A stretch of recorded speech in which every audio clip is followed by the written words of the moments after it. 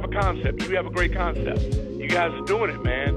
And it's an honor for me to just be, you know, a small rock, man, in your mountain. I'm going to pop a top in your honor. Mr. Doc Walker blessed us with his presence and knowledge. We want to welcome in our next special guest, Haley Skarupa. She's a three-time world champion in women's ice hockey and most recently won Olympic gold with Team USA. The Cap Stadium Series is definitely my favorite, obviously.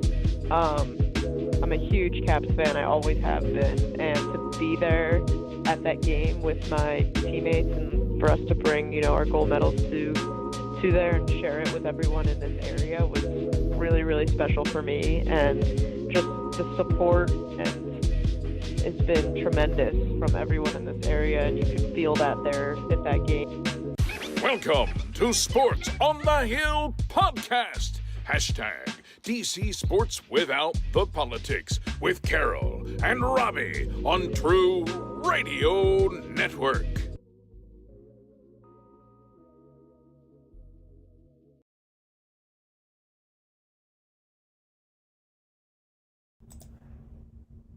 And welcome. And there we go. All right. And welcome to episode 400 of Sports on the Hill podcast. It's nice to have everybody here. Somebody was asking in chat what we're doing before the show. I now just updated all the graphics, I thought, with 400. Do something a little bit different. So far this winter season of Sports on the Hill podcast, we've been showcasing this latest scuba documentary that I'm doing. And I decided to switch it up. We've been watching part 1 now in front of every video. And so I upgraded and put part 5, which is one of my favorite ones. It's got a great turtle and a great ray shot. And so it seems to be a fan favorite, and so that is a little bit of a 10-minute video, so I'm sorry if it's a little long for people, but people can always skip ahead later if they're watching after the fact. But if they want to see more of the scuba stuff, you can always go to youtube.com/@Gross Scuba. So my name is Robbie Gross, if people hadn't figured that out.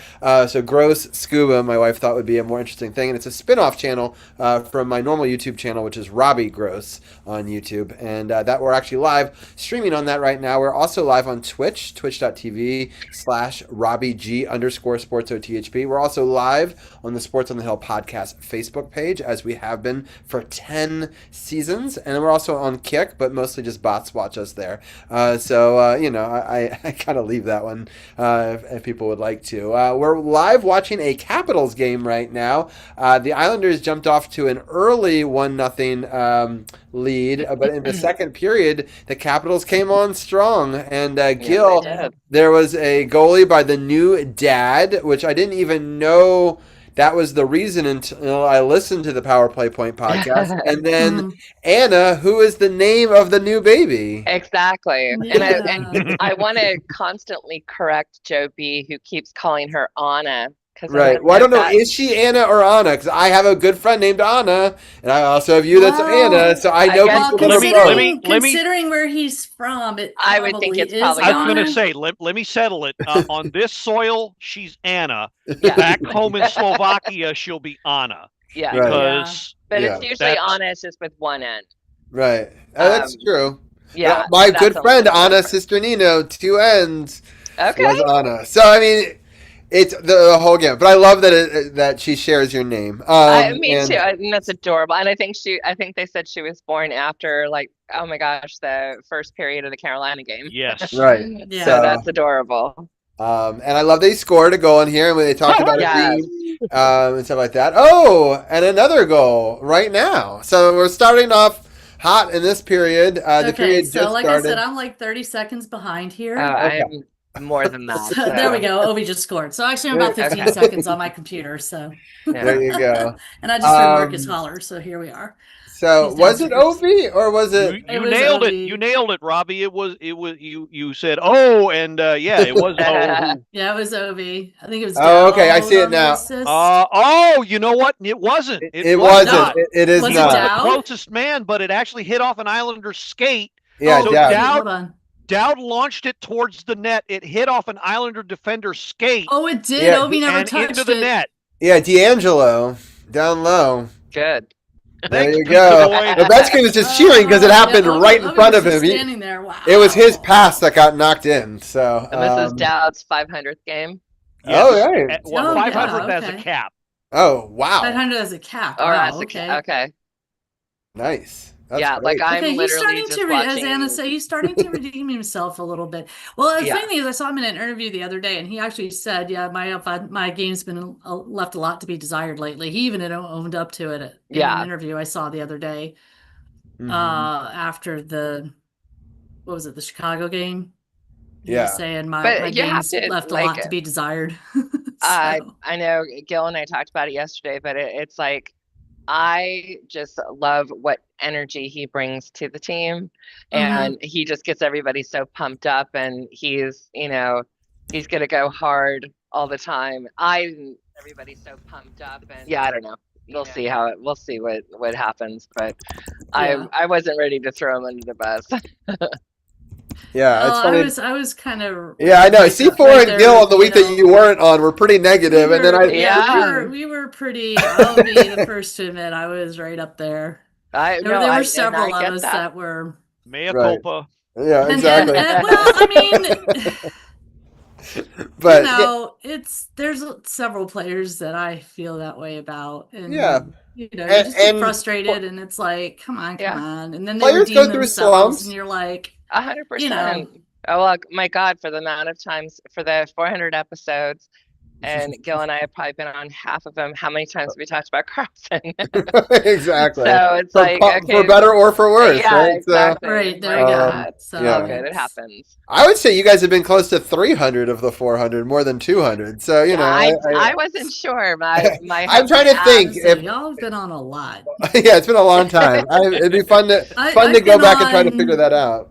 No, but you've more and more. I'm going to redo the website. I'm going to feature you more prominently, C4, on the next season's roster and stuff like that. You've earned a spot on the main roster. So there you go. So I appreciate that. Cheers. And it's been good. I'm happy that they came back. When we were down 1-0 to the Islanders, I was like, this is not the energy I wanted for 400. Like I was like, this is. Not where I wanted us to be, but it's been good. I mean, the Capitals, also the Islanders, knock on wood, do not come back a ton, right? That's not their strong suit. Their strong suit is to kind of take a lead and rely on their goalie, who's one of the best in the business, who we're not facing tonight, which I appreciate. No. So, are you watching? Oh yes. Austin Theory was sneaking in, Penta kicked him, and then Logan Paul tried to come in. That's actually a good segue in hour two. So we just got into the podcast, but I love it. We've got the live hockey game that we were starting to break down, and then a goal happened, right? And then we also got this great episode of Raw, the first one after the Royal Rumble. And in hour two, we'll have Sith and Champ join C4 and myself, and we'll talk a little Royal Rumble action, as it was a lot of fun to watch that live. I watched it actually with Champ and Sith in their chat room as their moderator on Twitch. Glad to hear they're both healthy. Yeah. Feeling healthy, I should say. Yes, exactly. That should do it. But there's no ref. Where's the ref? Yeah, there's no ref. Sure does sound like a hockey game. Where's the ref? Yeah. God, seriously. Who was the first Capitals in history to score overtime rookie? First rookie. Yeah, it's PenFed trivia. I can't say his name. I never could say his name. Who was the answer? What was Joseph, the answer? hold on. Boomdien? Yeah, something like that. I had no can't idea. say his name. I know that the previous one. It was in 2003. Was Kuzi was the last one. Sounds about right. Yeah. So Kuzi had one in 2015, and that was the last before Sourdif got that. But let's just get into it. I'm gonna start sharing the screen, and we can start talking about the first game. We can just kind of gloss over. I did see this video ahead of time when I was loading it up. Gil, so I guess I load this one with audio, right? Because it starts off with the video. Yeah. The audio is actually at the end. It's an Ovechkin goal. Spoiler alert. So you know what that means. Right. So here we go. Big Sis here. And that's what that means. Right.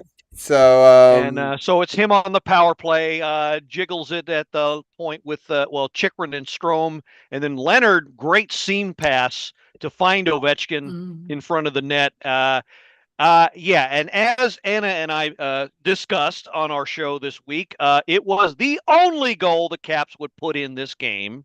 Oh, not the game. Sorry. Yeah. So it was a tough one for sure. This one was nigh unwatchable. Yeah, for most of it. I actually didn't watch it for huge chunks of it, so you didn't miss much. When Seattle went up 2-0, I turned it off. I was like, no. Yeah. Well, they came out slow and they continued. It was an awful game. Yeah. Awful. So I'm like, let's do Detroit. Exactly. Let's move on. So we'll move on to Detroit, and the first goal is by our good friend Nick Dowd. Whether you hate him or you love him, right? So I'll let Gil break this one down. Okay, so good. So TVR throws it wide of the net. I don't know if that was on purpose. Good board work here by Chychrun and McMichael, and they managed to get it over to Dowd, who puts it in from the left circle with the snapper to give the Caps the lead, thank God, because it was pretty tight up until this point. Yeah. Yeah. For sure. I just want to also say thank you to everybody that's watching. We got Sith is watching, and so it was congratulations. My dad is also watching and congratulating us on 400 episodes. We got Champ in there as well as Tina French and others. So I appreciate people watching on any platform, whether you're watching on Facebook we had Abigail on earlier on Facebook, and then you can obviously watch us on YouTube or on Twitch. But yeah, so Nick Dowd, really important goal to start the stage. Anna, any more thoughts on this one? No, because obviously I was all pro Dowd, so I was glad to see it. I thought it was going to happen, and I didn't realize I was once again the black sheep, but that's okay. He was redeeming himself. I think we all want to like all of the players. I don't think that well, I mean, and don't get me wrong, I love Nick Dowd, but it just his play. I get it. It's just just. I 100% get it. Well, just defense. I mean, Janaea said it best on her show. Like, the problem wasn't his offensive game, which was non-existent, but it was the fact that the defensive lapses were costing us goals, right? Yeah. So, that's where it becomes problematic. And, even if you can keep net neutral and just be a defensive, forward, I can live with that. But if you're giving up goals and not scoring, that's a problem. I can understand both sides of it here. C4, any final thoughts on this Nick Dowd goal? No, I was just happy to see him do it, because the thing I've said this in the past about Nick Dowd's goals, he doesn't score a lot, but when he does, he makes them count. Yeah. So, and we needed to score first in this game, just to get that momentum going. We just needed it. So, but I feel like he and Gil and I talked about this yesterday, and I'm not coming to his defense. Come on now. But I will say that there is something very, we'll just say almost contagious about when he scores and his energy that he gives off. I think he just takes it almost to a different level of everyone's always excited, and I get that, but there's something about a Nick Dowd, and I think whatever happens afterwards seems to really motivate the team, which is what I love. So I think he obviously knew he was in a slump, and glad to see that he's, I'm knock on wood, out of it. Yeah, let's hope. Well, I mean, he scored tonight, so he's playing well tonight, so that's a good thing. Yeah, I'm super excited about. This game was such a weird game. We're gonna keep going. It became 1-1, and then Dylan Strome did this beautiful thing that Gil I heard on his show, wanted to talk more about. So I'll let Gil break this one down. Okay, so Strome wins the faceoff back to Chychrun, and Chychrun launches it, and somehow, this is wow. This is what Strome did pretty much right here. Did the runaround, sped out Gibson, who for some reason stood still as a statue, and thought, I mean, he might have thought he had the puck, but Strome outraced him. And as you can see in the description, it was a wraparound shot, as classic as you can get. It was crazy. I mean, circling it wasn't the net like he there. was. I don't think he even saw that Strome had the puck. No, he did not. He did not. I think he was looking at. Sure. I don't know who else was in. I couldn't see who else was in front of the net in that little mumble jumble there. But this is the kind of goal you got to score. Was that Beauvillier? No, it wasn't Beauvillier. Who was that? That's what you know. What I think it was. It was Beauvillier. It is Beauvillier. I see 72. So it was him. It's a little cat and mouse action where you it was Beauvillier. Who's got the puck? There was also somebody else in there. Hold on, play it again. Yeah, maybe. Yeah, no, it was 72. I think that Gil is right because I saw. Well, he was there and then he came out. Oh, Ovi was down in there too. Ovi was right at the net. Point being, Ovi, Beauvillier, this is a recording. Go to the net. Good things happen. Mm-hmm. Right. Go to the net. Good things happen. I'm going to keep on saying it. That's the problem is that you have Ovi and Beauvillier both at the net, so the goalie's got to assume that the pass is coming to one of them and not the guy who has the puck, especially because it's Strome who's known as the passer, right? Yeah. So you got to play your odds and kind of play it neutral, so that way if he passes to either one, you can shift over, but he wasn't expecting him to shoot it himself, right? So And a weird lapse by the Wings defense because they all just stopped. If you can see the replay, they all just stopped. Like, okay, the play's over. Right. And then they're kind of screening their own goalie at that point. Yeah. Yeah. Anyway, so that was all good. And then this goal is pretty incredible. Made it 3-1 with a deflection. But Gil, break down how this happens. Yeah, so you also got to get the lucky ones here. So Chisholm actually starts the play here, takes it back to Strome, and he waits and hands it off to Chychrun. Chisholm, and yes, it's from, I stole that from Field of Dreams. Yes, if anybody's curious. So it was a dream goal for him, his first of the year. Right place, right time. Yeah. And it looks like Caps were going to go the distance here and win it out, but as we would see. People. Oh no. Yeah. That was the weirdest thing ever. I'm not sure he could have stopped that at all. No. I'm sorry. I did the best I could. So they get one goal before this, and then it sets up for this ridiculous fluky bounce. Yeah. This is the Sportsnet feed. We never got this feed. No. Yeah, I never saw that angle. And as you can see, it takes a weird bounce off the glass. Yeah, that was because of this guy. Well, I'm kidding. It wasn't actually because of him, but. So was it open and he hit the open door? Is that what happened? I think it caught enough. Even had he had the glass casing behind it that you can see to the. I see. It's the handle. It goes off the handle of that thing. Yeah, and then that's why. So. Now, it's crazy because the handle's coming out. It has to bend sideways. That's crazy, even if it worked. Yeah. So if they said, if he had the camera out there and it went off the camera, it wouldn't have counted. But if it's off the handle of the glass thing. The glass. Yeah, I think he had the glass casing closed and the handle was sticking out. So that's what caused the puck to spin the way it did. Man, Stevenson's got towards the goal. Got a pretty good save, some good saves here going on this. Meanwhal, they're empty net with 4 minutes left. Yikes! It's crazy. Well, it's been empty for almost 15, 30. Oh, I was going to say it's more than 4:45 or something. That's textbook Patrick Waugh strategy. He's known for doing that. Come on, Dwayne. Come on, Dwayne. Get down there. So this fluky ass goal. Never mind. Tied the damn game. It's funny because it's 6-on-5 in this situation and in the situation that we're live watching. But it's very apropos. But anyway, so they tie it. Insane. But I'm so happy. This was such a weird. I mean, and what sucks is it was a good overtime. There was opportunities both ways. But our goalie on the last play gets injured. But he takes a look at this young Stevenson and who's not warmed up. Oh, and Stevenson's like, he looked like a deer in headlights. He's like, no, I don't want it. No.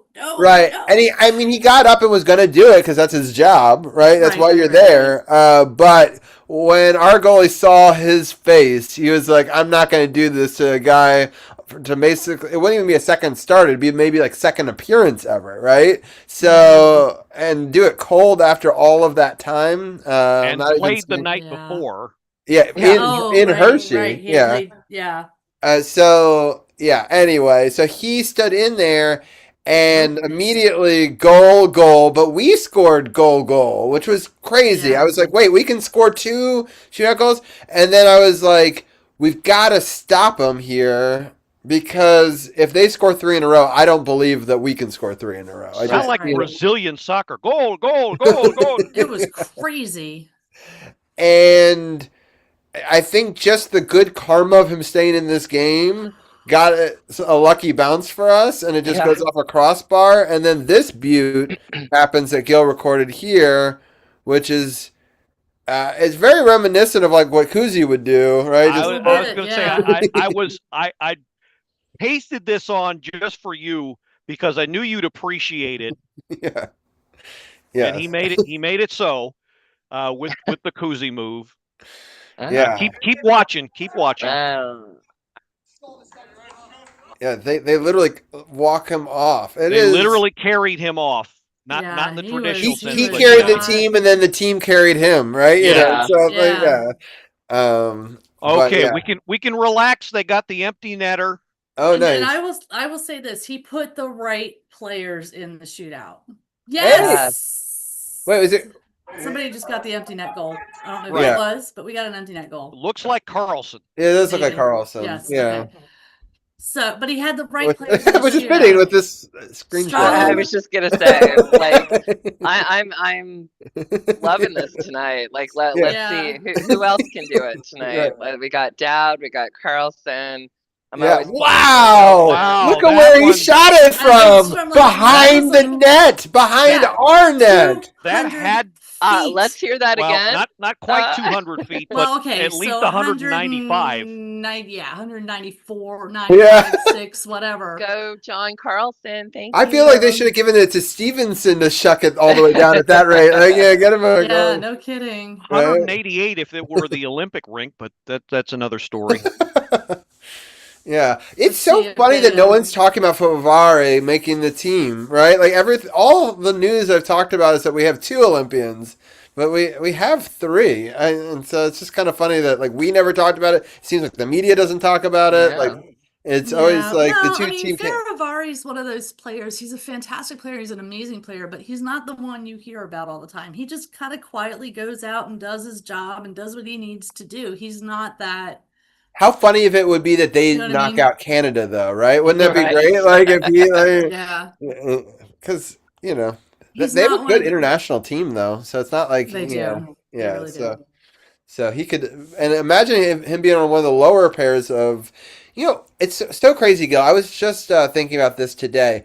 Do you know that no NHL players have played in the Olympics since my podcast started? It's been over 10 years since we've had. Yep. Oh, yeah. So it's been 12 years for people keeping track, and this show's been around 10 of them, and we've never gotten to announce in a capital in the Olympics, period. And so I'm excited that 3 of them get to be in it, including the new dad. That's awesome. So, anyway, that I thought was pretty awesome. I'm happy that Karma came back and we were able to get this big victory here, with the shootout, and it's looking good with this 4-1 in this live game. Let's get into the next game. It starts off horribly, and it's funny because a lot of Carolina fans were like, man, Carolina played terrible. It's like, well, it must... They're a damn good team if they look terrible and they're still scoring 3 goals on us, right? And maybe more. And if this is an off day for them, I'm still nervous about this team, in the future, because Carolina's got a lot of weapons, and they went up 3-0 pretty quick, relatively. And I thought it was over before it started. I was like, oh, poor, Stevenson. Like, this is not going well for him. But it's. Hendrix Lapierre. He likes to play whack-a-mole, Gil. Yes, he does. Right? So, okay, this play starts by him actually losing the face-off. Jack Cub Slavin can't clear the puck. Here's Milano. And guess who goes to the net? LaPierre. And whacks at it. And whacks at it. I didn't even look. He had his wax on. Gil, you and I are very simpatico. The same idea. Yeah, that's pretty funny. But that, remind me, wasn't that how he got his other goal? He was like pretty whacking much. at it and like Right place, right time in front of the net. Yeah. So, and it kind of reminds me. Oof, that's brutal. He just got got a chop on the hand. Got his, Oh, he's smarting on that one. We got a power play. Yeah. Maybe we could get a nugget thing out of this. Let's see who am I going to pull for to score on this? It's 1 minute. It's 1 minute. It's the magical McNugget minute. It's 109 on my TV. All right, I got 102. I got don't ask me. I got 50. Milano with the shot. Yeah. I'll let Gil do the play-by-play. No, I got it. Now I'm at 59, 58. Okay. Okay, so Rasmus Sandin will take it from his own end. We got 37 seconds left. To Milano. He'll break it out. Blocked. Slingshot to looks like LaPierre. Yeah, Really? looks like fourth line is out there. Okay. Okay, they turn it it doesn't over. Matter. I mean, it's 4-1. They're not going to score 3 goals in 30 seconds, but still, I'd like to get some nuggets. Milano picks it up. Ooh. And they clear the zone. Nope. Turn it over again. Well, of course. You got 10 seconds. Okay, this one's iced up. I have 21. I have 15. Man, what Seriously, yeah, Caleb Green just finished the anthem on mine, so it's all over. Caps win 4-1. There you go. That's awesome. That's 4-1 on 400. I like it. It's love it. Yeah, there you go. I will take it. And with our backup to the backup goalies. So, I know. Yeah. So did they end up putting him on the IR retroactively, Gil? There was talk about that. One of our goalies going on the IR to make room for Roy to come up. Yes. So Lindgren officially is on the IR. As of might have been a few games ago. Right, yeah, they're retroactiving it too. So, but it doesn't matter because they weren't anticipating him coming back anyway. Yeah. Before the break, so it really doesn't matter. But the minimum, as per the league rule, it's a minimum of 7 days that you have to be on. It's days, right? Not games. So days. That's important. Right. Yeah. Right. Days, not games. And they didn't expect him back before the break. So all signs point to him being ready by the end of the break. So thankfully not a really horrific injury, but yeah, it didn't look good at the end of that game. Yeah. All right, so we got 1 goal back, and now we got Dylan Strome here getting us we're going back in time again to the Carolina game. So Gil, help us break down this Dylan Strome, his 16th of the season. Okay, so good keep here by Protas, and then hold it here. So Protas and Chychrun with some great work along the boards. Oh, and guess what Strome does here? Goes to the net? Maybe? You think? Look at him. There he is, and taps it in past good old Freddie. A little tippy tappy, right? Uncle Fred, yeah, tippy tay. Yeah, it's Groundhog's Day, Gil. Didn't you know? Going in the net, it's. I didn't see that coming. It's a good one. But anyway, for those who are not knowing live, because I am actually going to put this audio podcast up. We haven't put one up in a year. But to celebrate 400, we're going to put this one up there. But it actually is being recorded on Groundhog's Day for those not paying attention. We are unfortunately getting 6 more weeks of winter, and which has been brutal here. So. Yeah. Not looking forward to that. We're supposed to get more snow soon. I don't know when exactly. The ice is just never ending, and it's getting worse. It's like melting a little bit in the sun and then refreezing like harder and slipperier, and so it's just getting worse over time. And so poor Zara has what was supposed to be a sledding hill in the back of her where she goes to her daycare, right? So they always spend the last 30 minutes to an hour out there sledding. It's now so slippery. One of the kids slid down it and couldn't get back up, and they had to make like a chain of people to like get the kid out. She was like, they have to like close it down now because it's basically an ice skating rink that's like a ramp down. So scary. Yeah, so it's wild out here. Clark Griswold in Christmas Vacation. Yes, exactly like that. But yeah, this Dylan Strome goal was timely and gave us a lot of momentum and hope. And I was talking in our group chat. I was like, we just got to score 1 in the first 10 minutes, and then the pressures are going to be back on Carolina.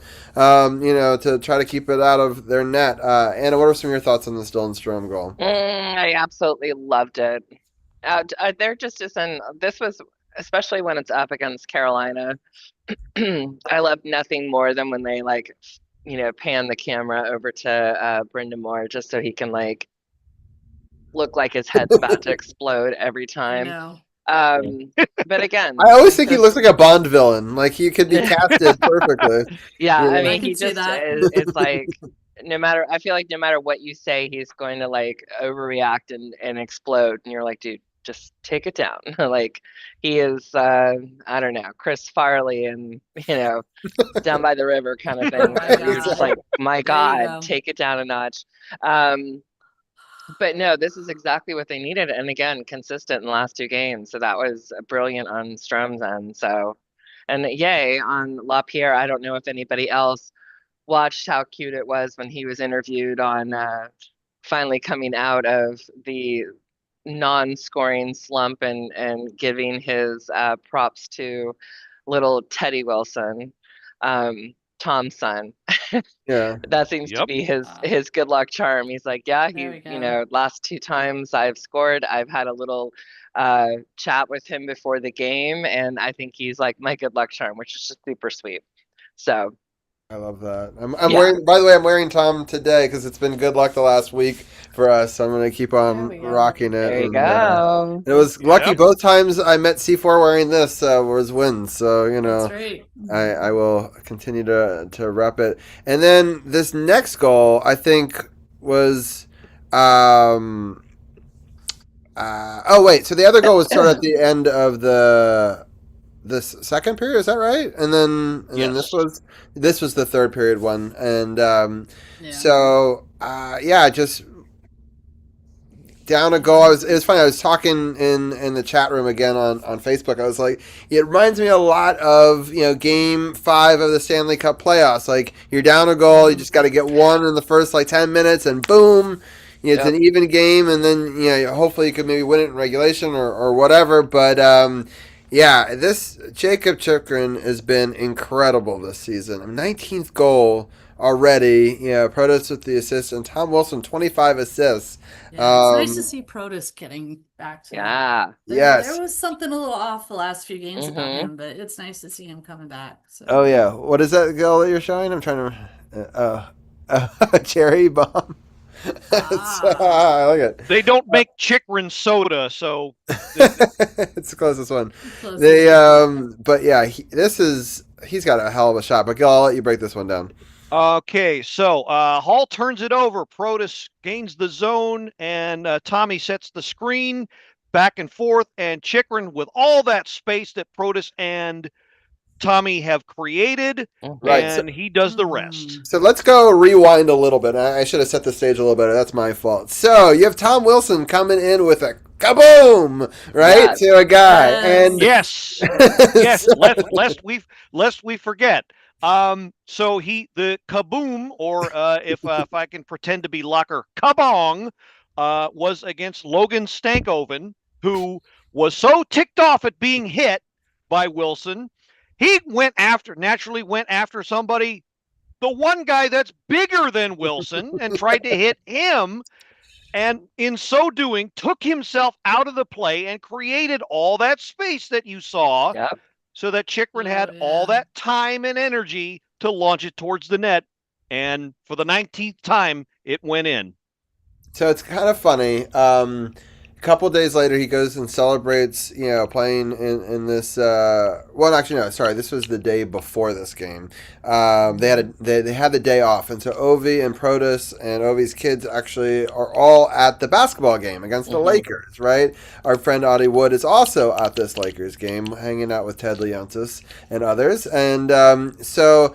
Not such a good game for the Wizards, but not that important. But after the game, LeBron meets a lot of the key players, right? And so you have, Protas sort of in the shot with the Ovechkin, the double signing and stuff like that. So you see him in the background asking for LeBron to sign his, jersey for it, right? Which, I get.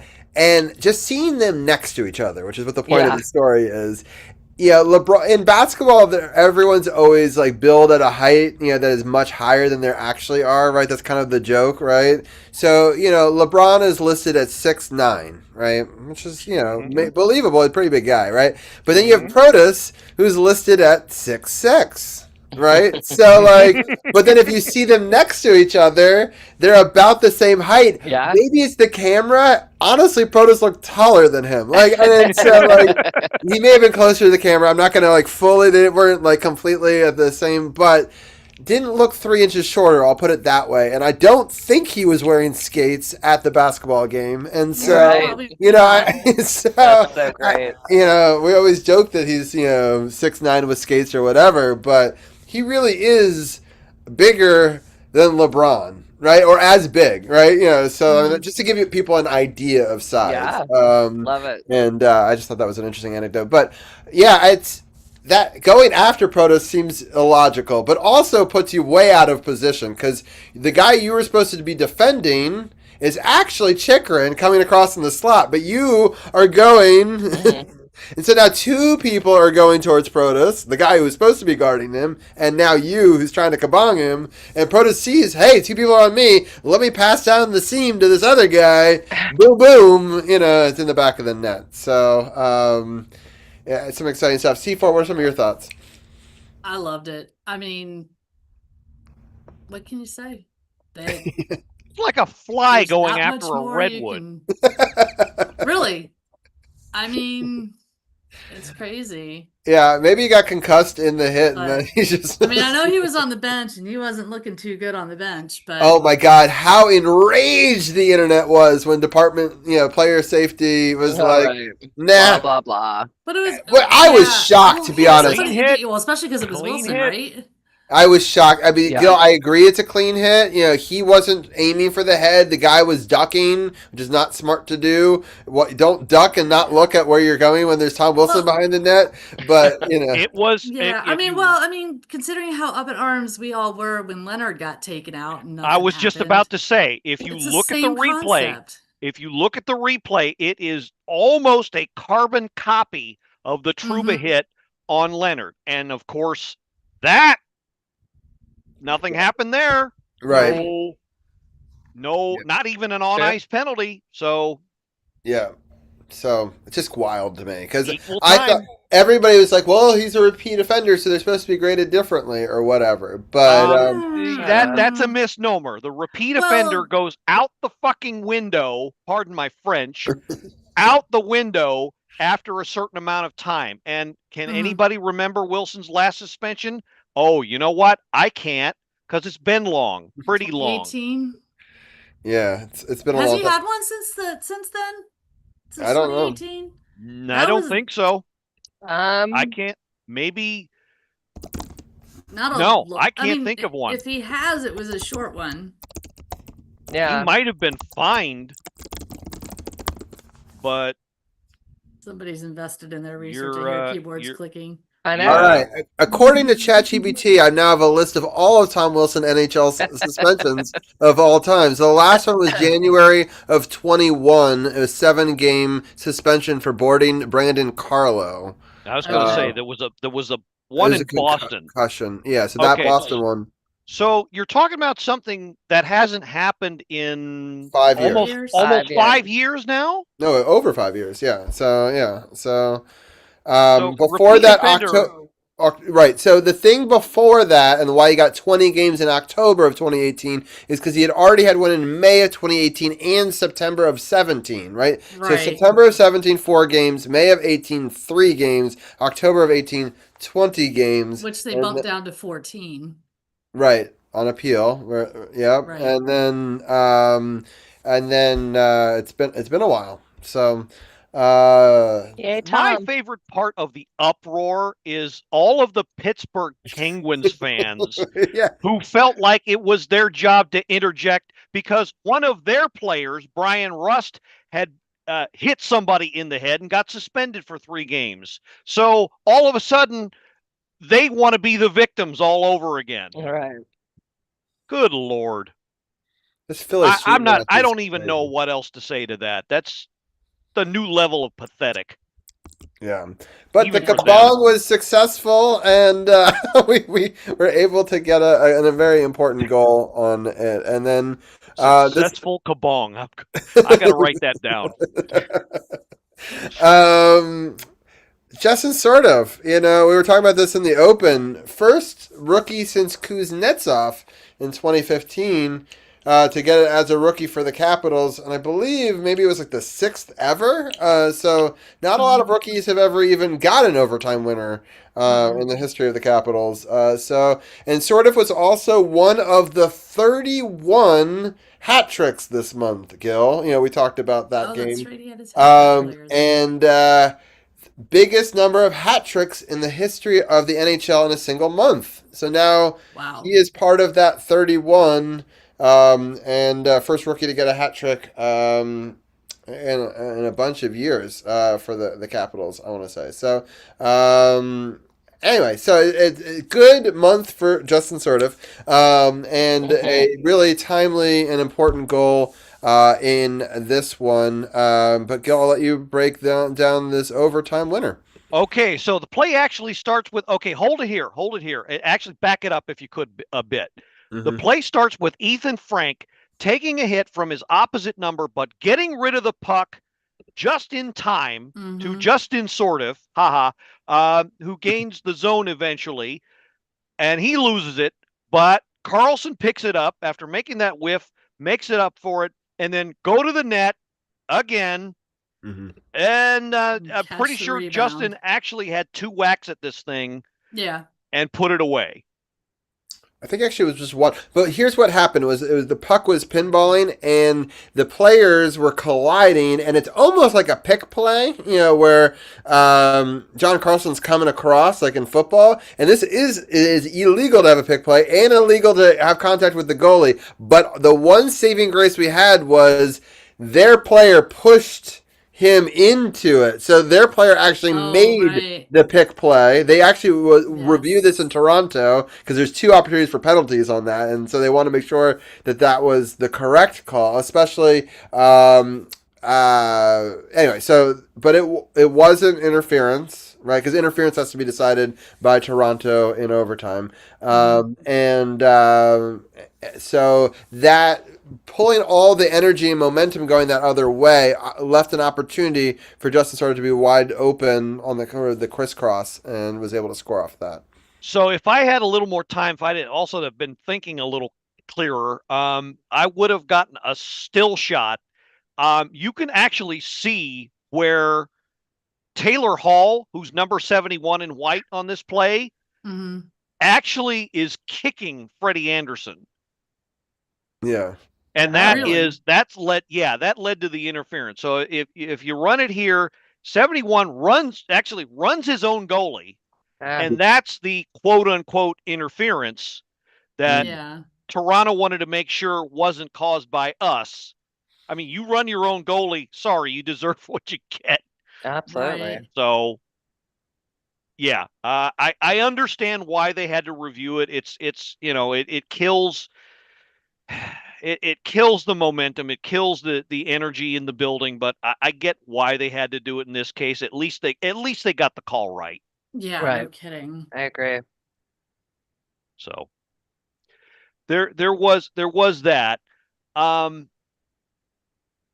look, you can't say it enough. This was a game where, you know, every if you were, I said it on the podcast. If you're a betting man, if you're looking at everything, the whole big picture, 5-6 guys out, what it was, the AHL goalie tandem that we were putting out there. Yeah.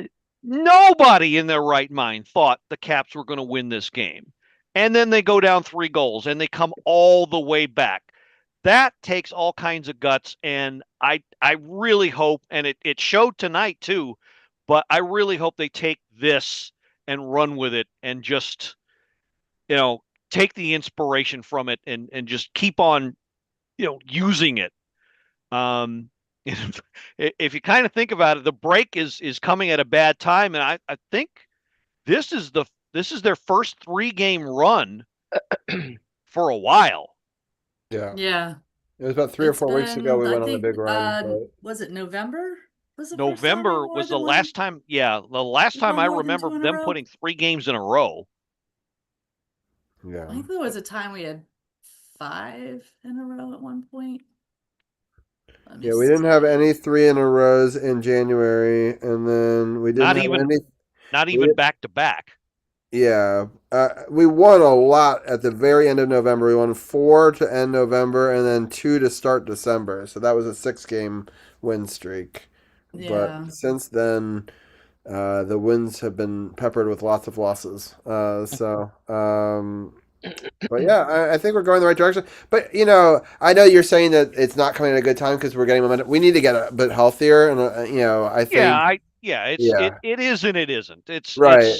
They're putting it all out there, which I appreciate. They're going for broke, before the break, knowing that there is a break on the other side of it. And I appreciate that they are doing that versus the other way where we're a couple of games out of it and they could just be laying down. And we got a big game tomorrow. I hope we're able to continue this momentum against a Philly team that's always very difficult. And I don't think we need to really break down the goals for tonight's game in the same way because we've already kind of talked about them.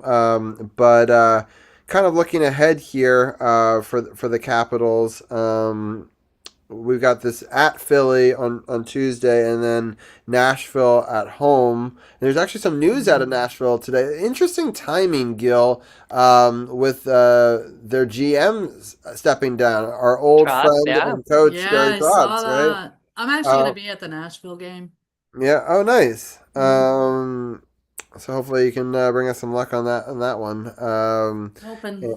Yeah. Are you going with Marcus? And So I'm bringing my girlfriend Penny and her daughter. I mean, my girlfriend Libby and her daughter Penny, and then Marcus and his friends Ryan and Justin. So it'll be the 6 of us. Oh, nice. Fun. Yeah. Cool. So we're going down separately because Libby has to drive. So I'm riding down with them, then I'll ride back with the boys. But yeah, it'll be fun. Nice. Yeah, you'll have to next week break that down for us. So next week on episode 401, we are going to have a recap of just 2 games, those 2 ones. So we'll start off with that, and then we'll get into. I think we're going to do. I think it makes sense to do hockey, then Olympics, and then football is how I'm going to schedule it. But, I mean, obviously if something super crazy in the Super Bowl happens, I may configure it. But we'll see. But I'll ask each one of you guys, what are your thoughts going in? This was such a big win. I don't want to underscore how important this win against the Islanders was. It's the team we're chasing in the standings right now.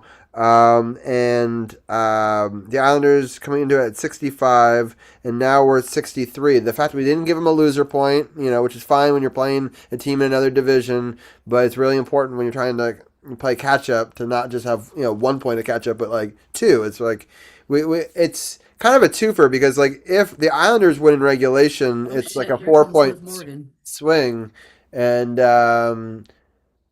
so why is she using the championship belt? Oh, she's trying to give it to her to.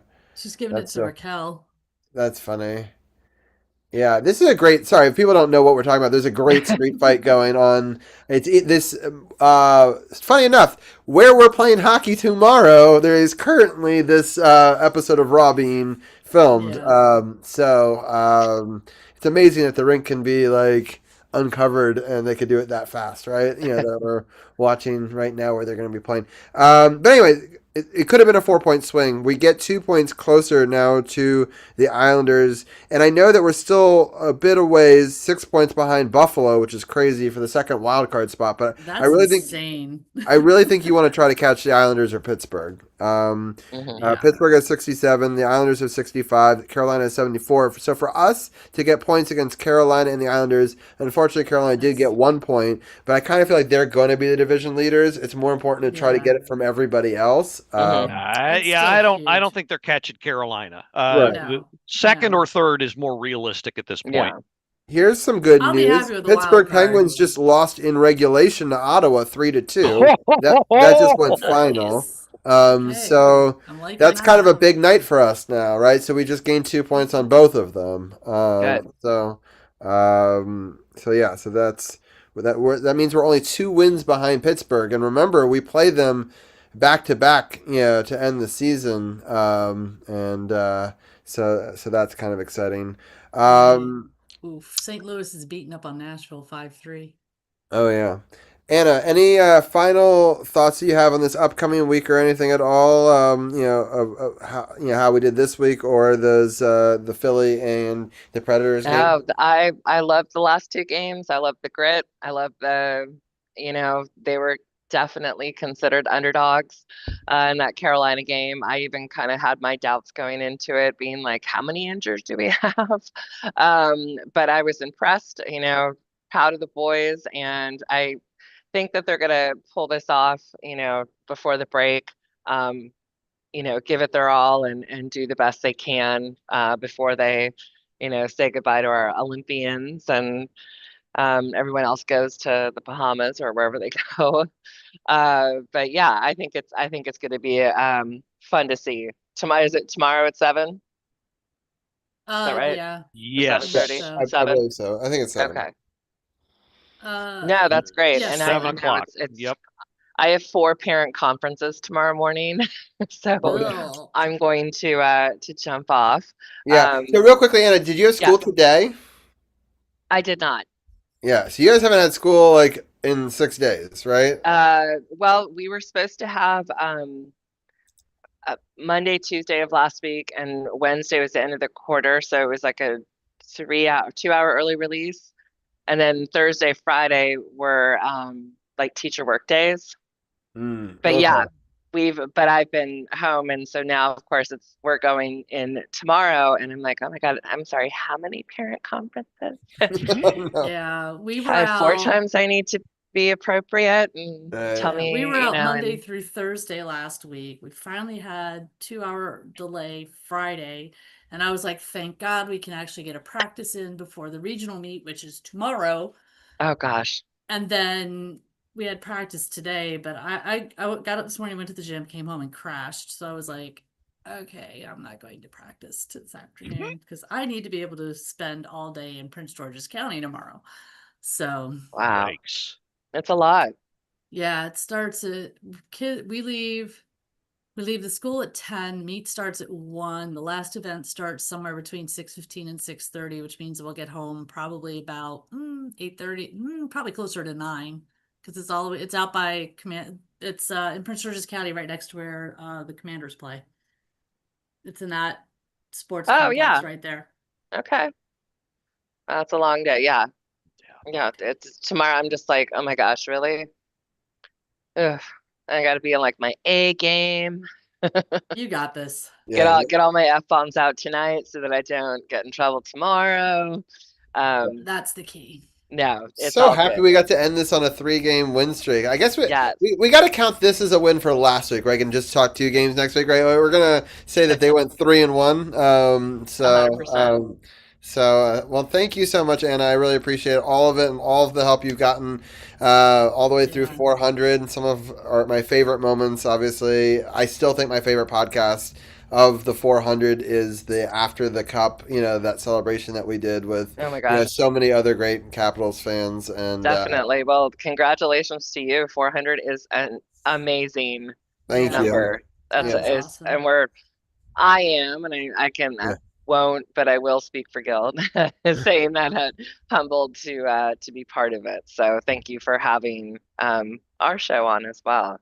Yeah, no, I love it. I listened to your show earlier today. You guys did a great job. So definitely go check out the latest episode of the Power Play Point podcast. And for people they're listening to the audio of this podcast that's going to be released later. At the beginning of the show, I give information about all of the different podcasts that are featured on the show, and so C4. It seems like your show is mostly the video one on YouTube right now. We're mostly on video. We were supposed to live stream the last couple of games, but Marcus has been under the weather and has no voice.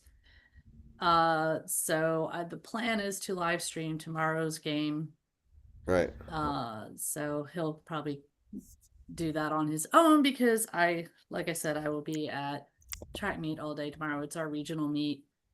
Well, best of luck to you as well. Which is February 17th. So nice. It's the All Sports Podcast Network is how you get to that one on YouTube.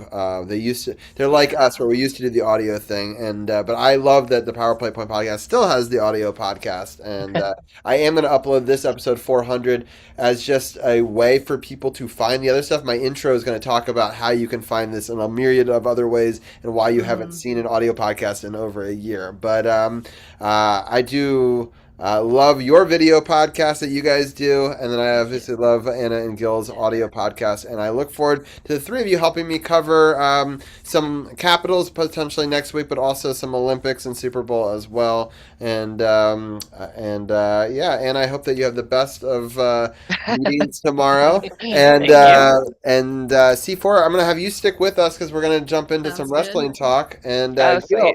And Gil, good to see you again. Yeah, you too. Good luck tomorrow. Thank you. I'm hoping all goes well. And Gil, I'll see you or hear you Saturday.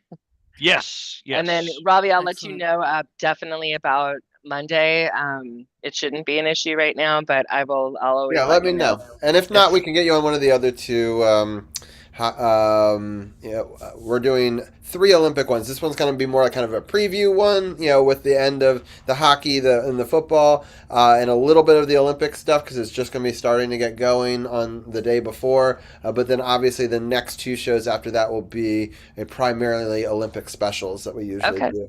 And I went back and we did in fact cover every Olympic since 2016. Awesome. I had gone, and so I think that's kind of cool that we will continue that tradition together. And very cool. I will talk to you soon, Anna. All right. Have a great night, and I will see you all soon. Yep. See you. Night, Anna. And Gil, I'll let you have one final shout out to Empowering Education, which Audie Wood got a commercial during the Capitals game. I got to see Audie Wood's face during the game, which is crazy. I was like, wait, what? The voice sounded so familiar, and then I'm like looking at it, and then sure enough, it cuts to him. I'm like, holy moly. So big time for him, but I'll let you do a little shout out on our Little Time podcast show. Yeah. So good news, bad news situation. Unfortunately, we won't be setting up the DMV version of Empowering Ed on time. We meant to get that going this month. Going to be pushing that back to mid-February or mid-March rather. But we do still plan on rolling out our 8-week course for learning financial literacy. Then the Kentucky version, which I'm proud to say I serving as a co-teacher for that 8-week period, has just begun. But if you're in the DMV, you have a high school age student, you'd like to enroll in that. It's a self-paced 8-week online mostly course. We manage it all online. We have contacts. We have one-on-one sessions to monitor your progress. And it's all about financial literacy. You learn wonderful things like how to manage your credit, banking, and what can happen if you don't monitor your banking and credit properly. So good things and bad things, and how to stay in a good headspace while looking over your money situation. All kinds of wonderful things, probably the most important life skill you'll ever learn. So again, that's empowering education. Visit the website, www.empowering-education.org, to find out more about us. And if you don't even have a child to enroll, then we'll always take donations. So there is that. Welcome on in, Dreaming Truth. Real quickly before we let Gil go, the Toronto Maple Leafs game just started at the Calgary Flames. I got that a notification, and then 30 seconds later, I got another notification said Toronto Maple Leafs scored 30 seconds into that game in Calgary. So that's interesting. Yeah, Also, the Wild are tied with the Canadiens going into overtime 3-3, and Nashville just scored a goal. They now trail the Blues 5-4, but that's only got about 18 minutes left in the third period. So time for them to potentially come back as well. So lots of interesting hockey games still ongoing in the NHL. But Gil, I appreciate being a part of this show and so many of the 400, and looking forward to breaking down some Olympics and other stuff with you over the next couple of weeks. Absolutely. Proud to be part of your 400th. Thanks as always for having us on. And yeah, let's keep it going.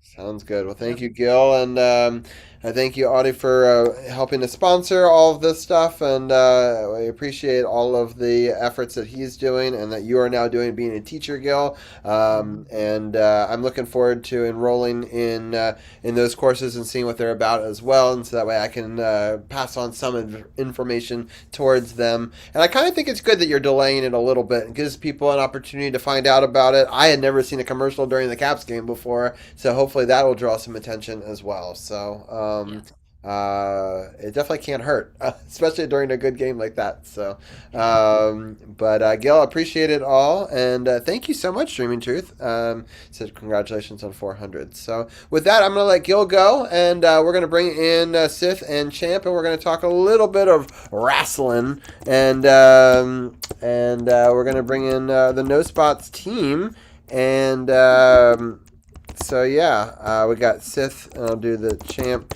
commands real fast. So everyone's putting up one finger right now. People are not paying attention to what's going on live on Monday Night Raw, but the winner of this year's main event in Robbie, yeah. Acknowledge me! There you go.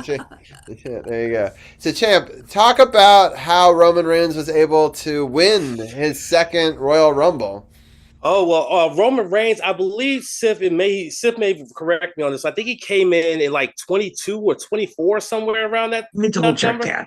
Yeah, check that. But he came in late. Yeah, he was a late entry in there, and he was one of the final four. He was able to eliminate Walter who was the last man standing with a spear, and threw him out to win his second Royal Rumble. And he's currently speaking in the very building that he got booed out of 11 years ago when he won his first Royal Rumble, when even The Rock couldn't get the crowd to cheer for him. That's how much that people hated him getting shoved down everybody's throats. But a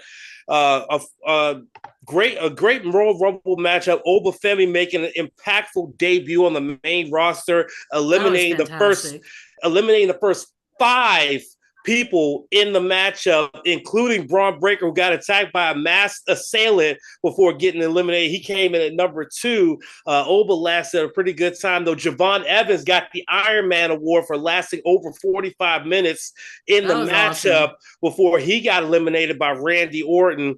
But a really fun men's Royal Rumble match. The women's Royal Rumble match was fun as well. I told Sith on our live stream reactions, the VODs, the 3 or 4 VODs, because we kept getting disconnected, are up now on Twitch and on Kick. I told Sith, I said, if Brie Bella comes out in this Royal Rumble, I'm going to lose my shit. And sure enough, Brie Bella came out, and guess what happened? I lost my shit because someone in our chat said, oh, Brie's not going to show up because Daniel Bryan's at AEW. And then when she came out, he was like, well, fuck me. I guess I was wrong. And I was like, yeah, you were dead wrong. But I think did that. Huh? I think that was Heretic that said that. That was Heretic. That was definitely Heretic. And boy, did he look wrong. I always wanted to tell him, Heretic, stick to watching TNA, dog. But this was a good. The two Rumble matches were good. The Undisputed WWE Championship match was good as well. Sammy trying to get his first win over Drew and win his first world title. Unfortunately, didn't happen. Walter defeating AJ Styles to retire him. You know, I kind of saw that coming, but when he took the gloves off, I was going to leave him in the ring, but then put them back on. That to me told me, oh, fuck my life. Here comes Punk. Yeah. Oh, yeah. Here we go. Roman Reigns versus CM Punk at WrestleMania. Sign me up. Hell yeah. That would be pretty cool. I got to get this at number 26. Okay, there you go. 26, which is a really good number, though. Yeah, exactly. I got to show this one moment because this is my favorite moment of the recap. I actually went back and I recorded this because when I saw it, I was a little behind you guys in the Rumble, and I rewatched part of it, and then I caught up, and then I joined the live. But I had to go back and find this scene because I knew it would be good because I, like Sith, had picked somebody to win this thing, and immediately he gets put in the second spot, which Heyman did not like, and I'm just going to play this clip. What? Wait, who's attacking Braun? I don't know. But it's a good angle to have, though. Maybe Austin Theory. Stop! Wait! Wait! I saw that. Marcus seems to think it was Seth. Hold on. That can't be Seth. There ain't no fucking way, bro.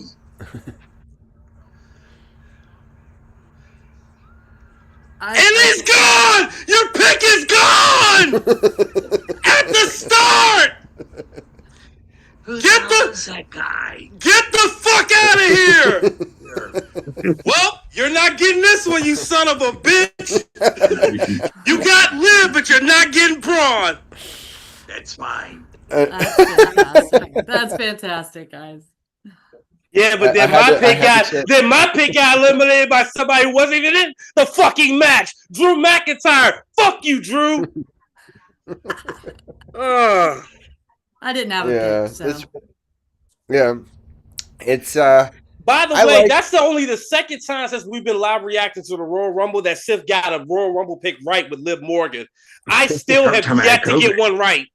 I still have yet to get one right. And it's hard to get one right because even Sif said it. You only have a 3% chance of getting it correct. 3% chance of getting it correct because 30 people. And a lot of times you don't know who's going to be in it. So it's hard to really say. But, you know. Yeah.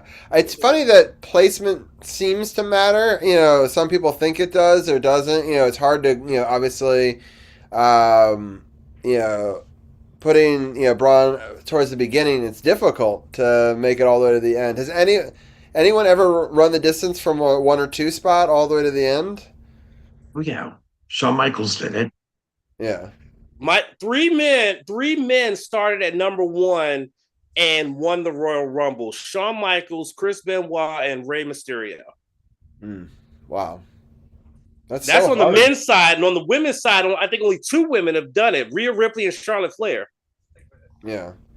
So, but it's interesting. Obviously, we don't know who's done it. It's, you know, some people was thinking it's Theory. There was a screen grab that you saw a little tuft of a beard, you know, in it, and that beard and those eyes, man, they look like Logan Paul. You know, like, so I don't know. Well, it'll be interesting to see if it's not actually Seth, but Seth sent some people into that faction to sort of break it up, you know, and when it comes back, it'd be interesting if some of them, you know, stay on one side and the other, and, you know, or what happens with all of that. But it was an incredible moment because it obviously, like, so many people thought this was all set up because the Vision was all going to back him and they were all going to, you know.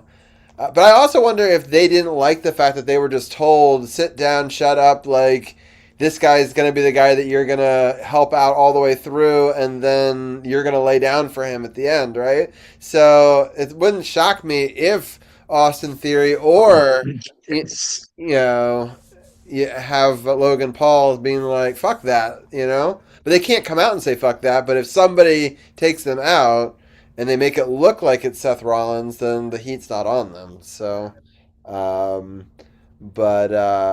this must be a pretty good bit. I'm watching it, the visuals, but I can't be listening to it. But it looks like okay. So the closed captioning. I have it on my phone in my ear, so I'm hearing everything. Essentially, first thing, CM Punk came out and addressed Finn Balor because they've been showing Finn Balor vignettes throughout the show, and so he addressed Finn Balor. Then Roman said that he was interrupted, and CM Punk said, "I'm interrupting you." He's like, "This is Monday Night Raw. I'm the champ. I call the shots." And he said, "You asking these people for help?" He's like, "What do you guys think about Roman Reigns versus Drew McIntyre?" Everybody booed. And he said, "What about Roman Reigns versus the best in the world, CM Punk?" And everybody cheered. Yeah. So. My quick takes on the Rumble, better than last year. Last year wasn't as good as this year. Last year, when you sit down and watch Royal Rumble from last year. No, Roman didn't go there. Wait. He said Drew is 4 times bigger than you are. And the last time I checked, Drew had you crying over a little plastic bracelet. But said, last year. Oh, yeah. You and how many of your cousins? Watch how you talk about my family. Right. Was good, but this was better this year. Better put together. But something about tonight, though, and I want Champion C4's opinion on this as well as Robbie's. Is it me or was the Bellas promo bland as fuck? Very. Yes. Very. Like, which is why I went back to hockey. I'm gonna tell you like this. I have not written up the weekend review for this Saturday, but if that ends up on my weekend review picks for Raw, I'm leaving it where it is because I'm just like, hand me the fucking shovel. I'm not gonna bury it because I got the promo. They want the women's tag titles, which I figured was gonna be the case. It's just that the promo didn't inspire me. And it's just that's why I'm gonna leave it. I'm not gonna bury it. I'm gonna just leave it where it is. You can bury it because you're a heel. You're an asshole, so you're gonna bury it. I'm not gonna do them that way. But if they come back out next week and give me that same boring ass promo, I'll bury their ass next week. There you go. They better give me something. They better give me something to chew on next week if they come out next week. Otherwise, they can go fuck off somewhere. Bree can go have another kid with Daniel Bryan and shit. What? And Nikki can go. Nikki can go fuck Cooper DeJean because apparently that's who she's fucking right now because she made mention of that in the promo because she's in Philly. So, what did you guys think of the Philly brawl? I thought that was cool. That was so good. Yeah. And I think they got at least 18, 19, almost 20 minutes. Yeah. That was so good. Tony Khan do that for women on Dynamite. Yeah. What is the main event? Tony Khan could never. Huh? What is the main event tonight? Is this your main event? This promo right here. This promo, okay. This promo segment is your main event. That's interesting. Like usually, there's like it ends with like a championship match or something. You know what I mean? Like, but I guess the last one was. Well, basically, the Philly Street Fight was your main event match. This is your main event segment. Got it. Yeah. Yeah, that Stephanie and Raquel was amazing. Can we talk about Obafemi just coming out beating the shit out of the War Raiders just because? I was so it was so confusing because I just don't understand why he was invited out there. He wasn't invited. He just showed his ass up and beat the shit out of him.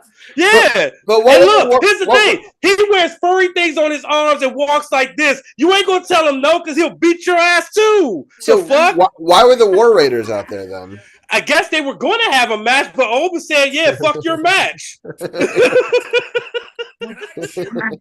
Fuck your match. He said, he came out and said, "Fuck your match." The fuck? You know what was funny though? So me and Sith, we watch Raw via VPN on Netflix, right? So we don't get the commercials like everybody else does. El Grande Americano and Los Americanos, they were, oh my God, that promo was so funny, but yet so cringeworthy at the same time. Imagine a German and two Brits with Spanish accents talking shit. Yeah, because El Grande Americano, that whole concept of El Grande Americano just makes me cringe in general. So just but think about this though, C4. Oh, the current Grande Americano, because the original one is Chad Gable. Well, the yes, current Grande Americano is Ludwig Kaiser from Germany.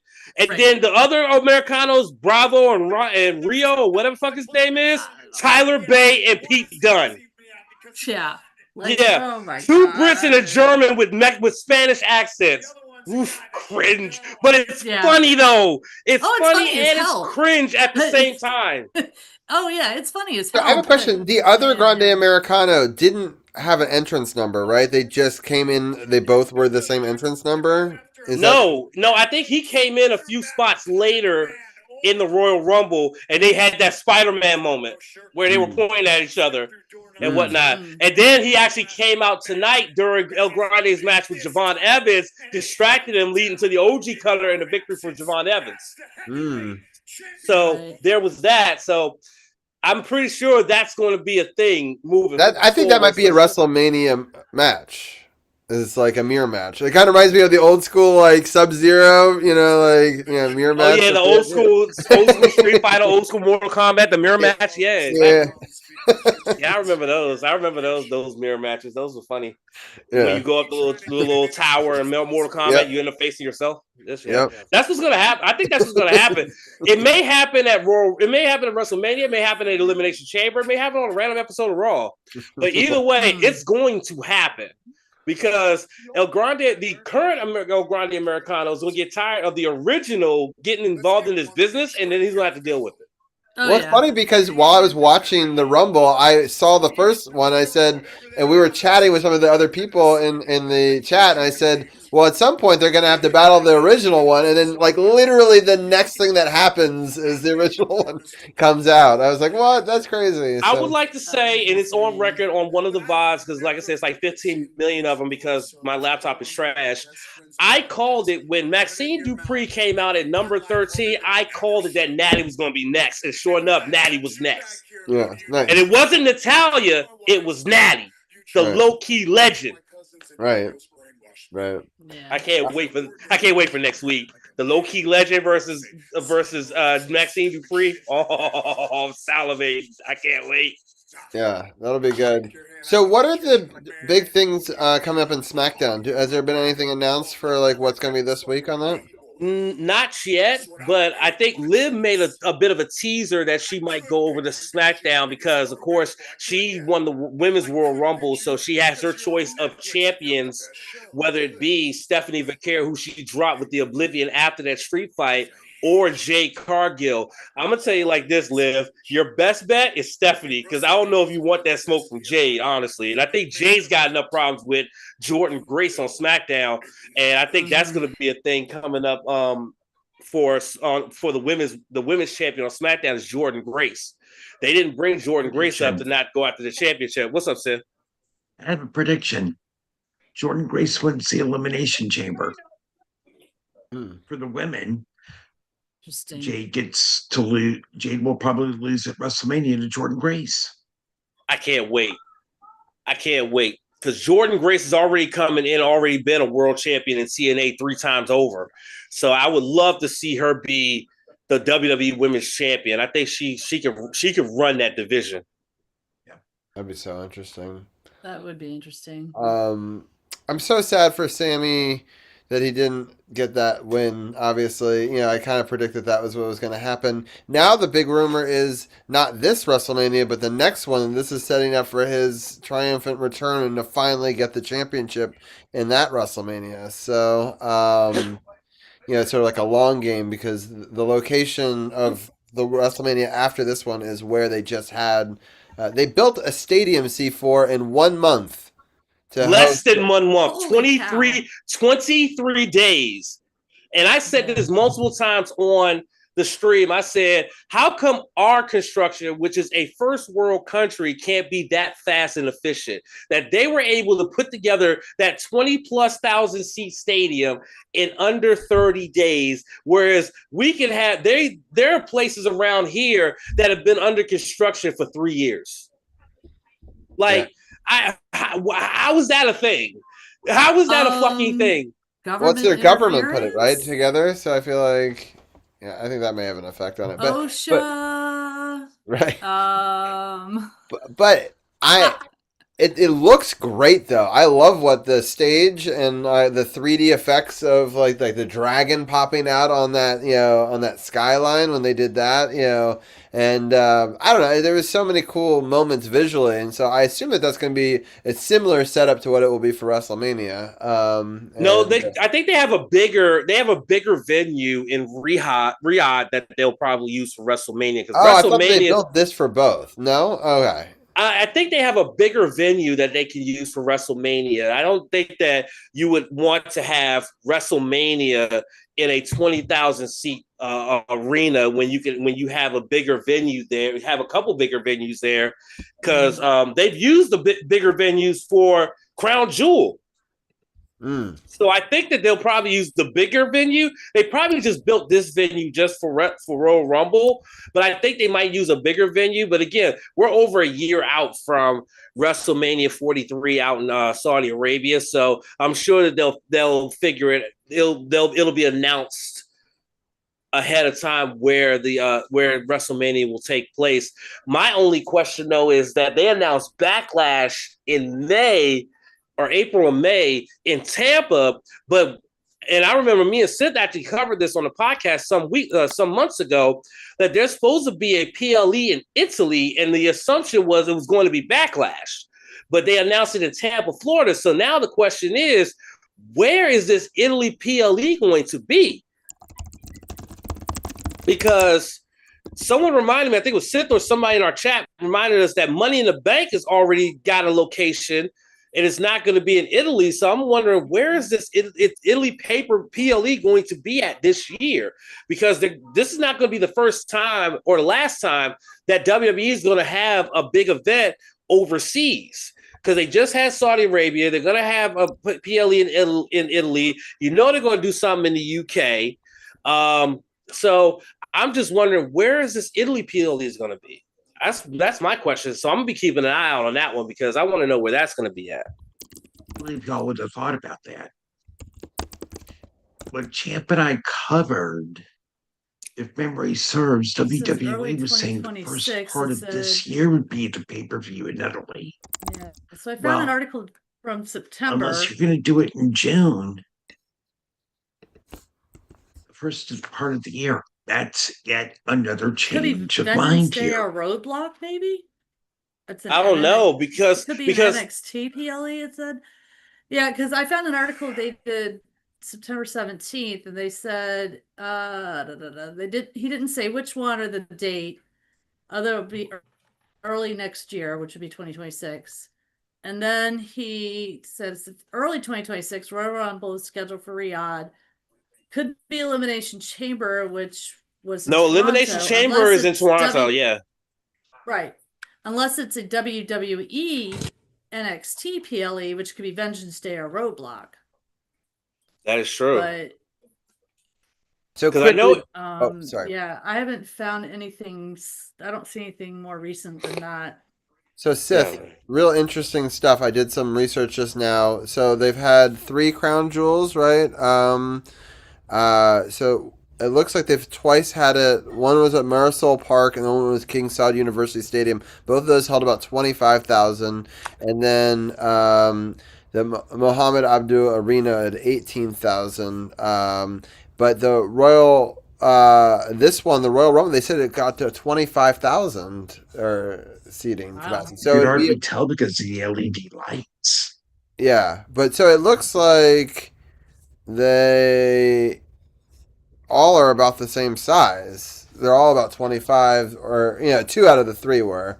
where they hosted it before. So it's interesting. All of them are significantly smaller that they've hosted it for than, like, for example, the last WrestleMania was 60,000, right? So. Oh, you mean the one that they're going to do again in April? Yeah. That they took away from New Orleans? Yeah. Right. I'm telling you, New Orleans folks are still pissed off about that because they lost out on WrestleMania this year because they wanted to take it back to Vegas because it was the highest grossing WrestleMania in history. And then they decided to take WrestleMania the following year over to Saudi Arabia. So they lost out on WrestleMania for 2 years. But I guess their consolation is Money in the Bank. That's their consolation prize, Money in the fucking bank. Yeah. Oh, fuck off. Oh, if I was a resident of New Orleans, I would just tell WWE to just go shove it.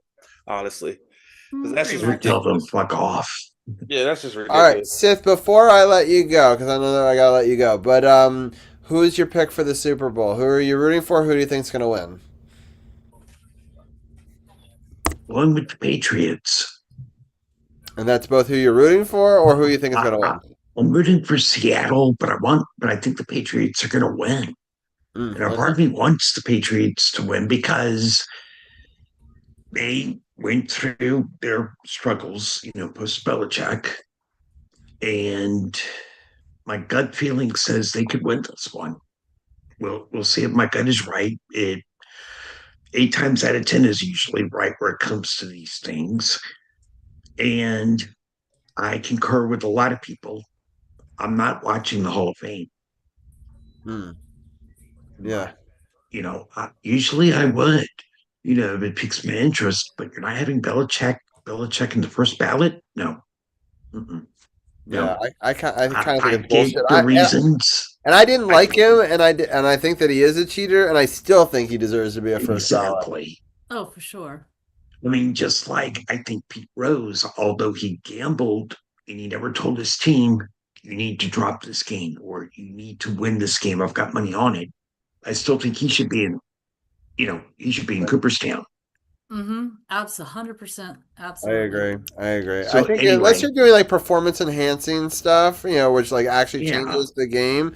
But I think being a coach, winning 8 championships, right? 6 of them, as a head coach, 2 of them, with the Giants as an assistant coach, able to take the Browns to a winning season, right? It's remarkable enough in a lot of circumstances. So I agree with you on all accounts. Listen, these old farts who are voting on the Hall of Fame need to give it up.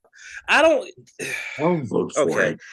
I'm gonna pull back the curtain here. I'm not in a good mood right now. I had some personal shit happen tonight. I broke a controller because the game pissed me off. I'm not in a good mood right now. So I got some shit I got to say. These Hall of Fame voters are stupid. How are you going to ignore the fact that Bill Belichick is one of the most, if not the most successful head coach in NFL history, but because of some kind of scandal from, when was this? 2007, right? We're in 2026, like 19, almost 20 years, 2 decades. But no, y'all can't let that shit go and just go off the merits of what he has done on the field as a coach to put him in first ballot. How dumb do you have to be? How spiteful do you have to be? And how delusional do you have to be to allow something that happened almost 20 years ago to make your decision for you? And then 2 of the people who voted actually wrote out columns to try to justify the shit. Like, just get them the fuck out of here. They're just like Vince McMahon was before he finally left WWE 3 years ago now. Out of touch, and not knowing what the fuck is going on. That's what I see here. Bill Belichick should be a first ballot Hall of Famer, and he's not. And that's why this 2026 class is a sham. It is an absolute sham. I don't watch the Hall of Fame ceremony anyway, so I can't sit here and say, I'm not going to watch it. I don't watch it anyway. Okay, but I'm definitely not going to watch it now because this class is a sham. Because Belichick should be on it. Period. It'd be funny if they delay it just long enough till Tom Brady gets his entry, so they have to go in together. That'd be kind of cool in some ways, but it's still kind of ridiculous. Robbie, happy 400. Thank you, thank you. It's been a pleasure being on here throughout those 400. Yeah, you were on there at season 1. It's pretty cool, all the way through to season 10. So what I a long, appreciate your strange trip it's insight. been. And I have to say, I know that we both saw it. That movie, he doesn't miss. He's going back to Send Help that we were talking about last week that we were both going to see. Great movie. Honestly, maybe my favorite of that genre ever. It's basically a survivor, story, and man, it's so good. And I won't spoil anything, but man, does it get even better as it goes on. And it's got gore and jump scares. It's got a little bit of everything, and he does such a great job. That's what reportedly might be happening for us fans of Darkman. A reboot, and Raimi's on board with it, reportedly. And so I also heard that Raimi's on board with doing a Spider-Man 4, so which would be interesting. I'd be okay with that. Yeah, so it'd just be an alternate universe. So I mean, it's like what I told Champ, and I've told Robbie this, and as well as C4. Sam Raimi's worst movie is still a good movie. It's like Quentin Tarantino, David Fincher, and also Christopher Nolan. Their worst movies are still good movies. What do you think his worst movie is? Whose? Sam Raimi's. Spider-Man 3, but it's still a really good movie. Yes, I agree. I still love that movie. I have it on Blu-ray right there. So I'm a big Spider-Man fan, but I loved how campy it was. I know he did it as a big fuck you to the whole series, because he didn't like not being able to tell them. They were like, "You're making me put too many villains into this," and he just went over the top with it. But I still loved it, and I understand why people hated it, but I agree with your assessment. I think it is his worst movie. Best movie in my view is Evil Dead 2. Oh yes, that is a great movie. So Bobby knows my love for the ending of that movie. It is great. All right. Well, Sith, I appreciate your time as always. I know we went a little bit over, but it's funny because it reset my Netflix, so it's replaying the beginning. So I'm now going to watch the Badass Braun Breaker try to break everything. I missed that live, but anyway. But Seth, it was hilarious. He had Corey Graves in the corner, looked like he's about to piss his pants, and Michael Cole was like, "Oh." But in the basement, I ain't right doing this now, shit tonight. No, it was great. It was fun. Yeah, in the basement right now, we've got 40 cheesy 80s songs, worst to best. Where there's only one really bad song, and that's number 40. But that's on Apple Podcasts as well as Spotify right now. May not do a recording for Sunday, depends on how I feel, because having a cold could wipe you out. So, yeah. But anywho, I will talk to you guys later. I'm going to go to bed. Yes, thank you, Seth. I appreciate you. I know that you're feeling a little under the weather. I hope you feel better. Thank you. I appreciate you gutting it out and being here for 400 for sure. Yeah. Yep. Feel better. See you guys later. All right. All right, C4. Any thoughts on the Super Bowl? I'd kind of like to see Seattle do it right this time. Because if you remember the last time they played the Patriots are having a really hard time stopping Marshawn Lynch. And at the very last minute, they decided to pass the ball instead of giving it to Marshawn Lynch on, what was it, the 1, 2, 3 something yard line. And they ended up losing the game because of that, because the Patriots stopped them. So I'd kind of like to see Seattle get some redemption for that game. Yeah, I'm of the same mindset. I'm pretty sure Patriots are probably going to win. Yeah, I agree. I'm going to definitely root, just like what you're talking about. I'm rooting for Seattle, but I would imagine the Patriots are going to win. But it'll be. We don't know that. Who does Marcus think is a better team? He said Seattle's a better team. I don't know. It depends. I think Seattle is a. He said Seattle by 20. Yeah, Seattle does have a really good offense, but I've been pretty impressed with who the Patriots had to beat. They had to beat a lot of good defenses to get there. So, Yeah. So we'll see. Yeah, it's an I'm interesting I'm gonna battle. be at a friend's house most of the day anyway, so I probably won't even watch most of it. Oh, okay. Your friend doesn't watch the Super Bowl? That's interesting. Well, it's her annual Christmas party that has been gotten pushed back, so now it's sort of become a Valentine's party. Right. It's interesting to do. And that just happened to be the day that everybody could make it. So Wow, by the everyone time can I make get it on the home Super from Bowl. there, That's interesting. I would assume that'd be like the hardest thing to try to schedule on, but anyway, well, enjoy, and we'll definitely have you on next week to talk some caps and the Olympics. I know that's sounds that you good. like the Winter Olympics, and I do. I so like what is it? I like the curl. I actually like curling. I'm one of those weird people that no, I really know a like lot of people curling. like curling. It's kind of interesting. I like the ice skating. I like sometimes I watch skiing. Of course, bobsled, luge. Those are always fun. Yeah. I think there's a lot of really unique and interesting sports that happen during the Winter Olympics that I feel like you never see outside of it, and Yeah. it's definitely a fun one. And I'll But definitely be I bringing. prefer the Summer Olympics, track and field. That makes sense. There's also just a lot more events in the Summer Olympics. I think that Mm, they've got like 2 to 3 times the amount of events that they do during that one. Because to be yeah. fair, the rest of the world can do most of those sports. Like you need to have specific conditions to be able to practice and do some of these winter sports. So That's true. it makes the bobsled reminds me of Cool Runnings, right, which is one of my all-time favorite Yes. I might have movies. to haul that So baby out it's, sometime and watch it the yeah. next week or so.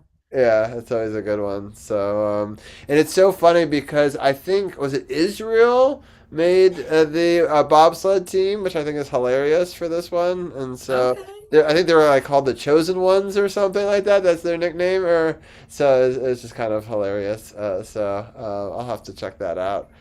For sure. But C4, I appreciate you, and I'm Thank happy the you. Caps were able to get a big time victory for us today. Yes. And Oh, what an ass whooping they put on the Islanders tonight. Nice. I love that. I love seeing those Yeah, they did. updates. yeah, That was that was. awesome. When Yeah. I saw the score, I was like, "Oh, good! I'm gonna have all my time tonight. Thank God."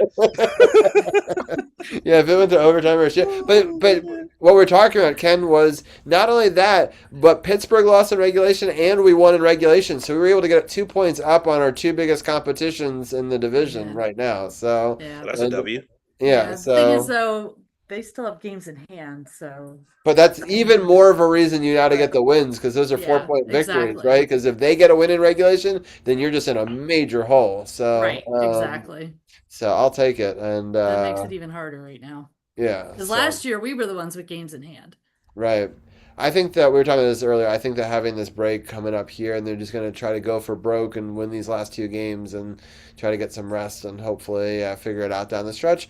But they're within striking distance. That's what you got to have to hope for going into that final stretch. And Fingers crossed. exactly. So the Nashville Predators came back and defeated the St. Louis Blues 6-5. Okay. So interesting. Utah Mammoth just scored. They lead the Canucks 3-1, and the Stars scored and are leading. I'm the still on the Jets 3 fence to on 2. whether I like the Utah Mammoths or the Utah Hockey Club. I don't know which one I like the most or least. Right. I I just mean, don't know. I don't yeah. know.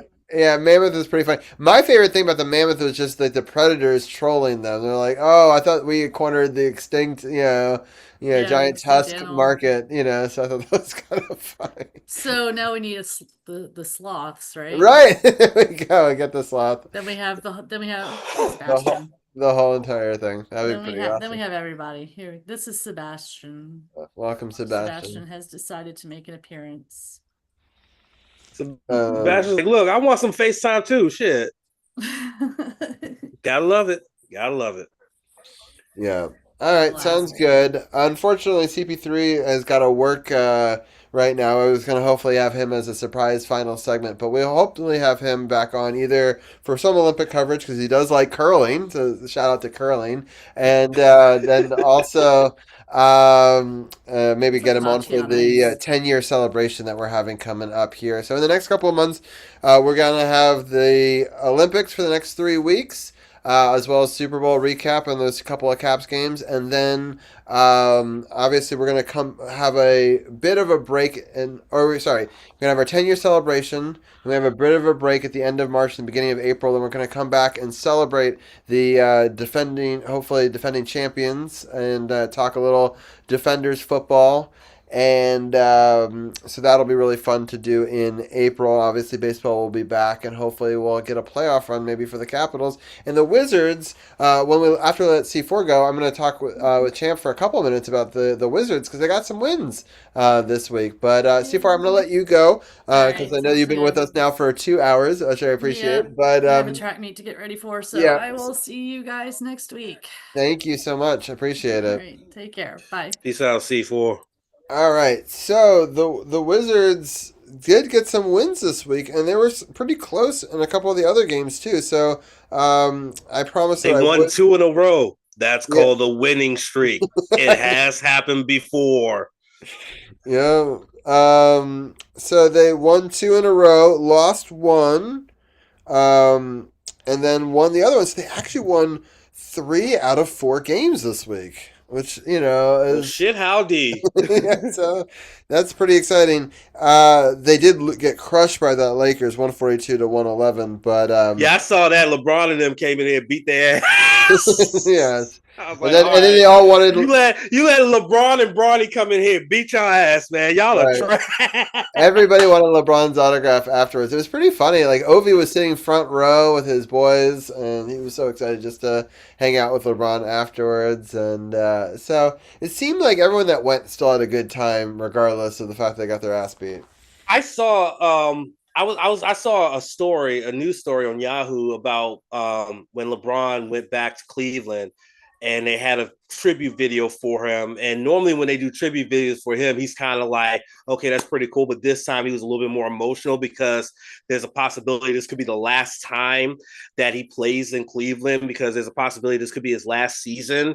And so he got really emotional, and he had his mom there, and his mom got to see her son and her grandson play together. And I was like, yeah, that's actually pretty cool. I know LeBron, there was all this talk that LeBron was staying in the NBA long enough so that he could play a season or 2 with his son, Bronny, and whatnot. Now that has happened, I think that now he's done everything he can do in the NBA.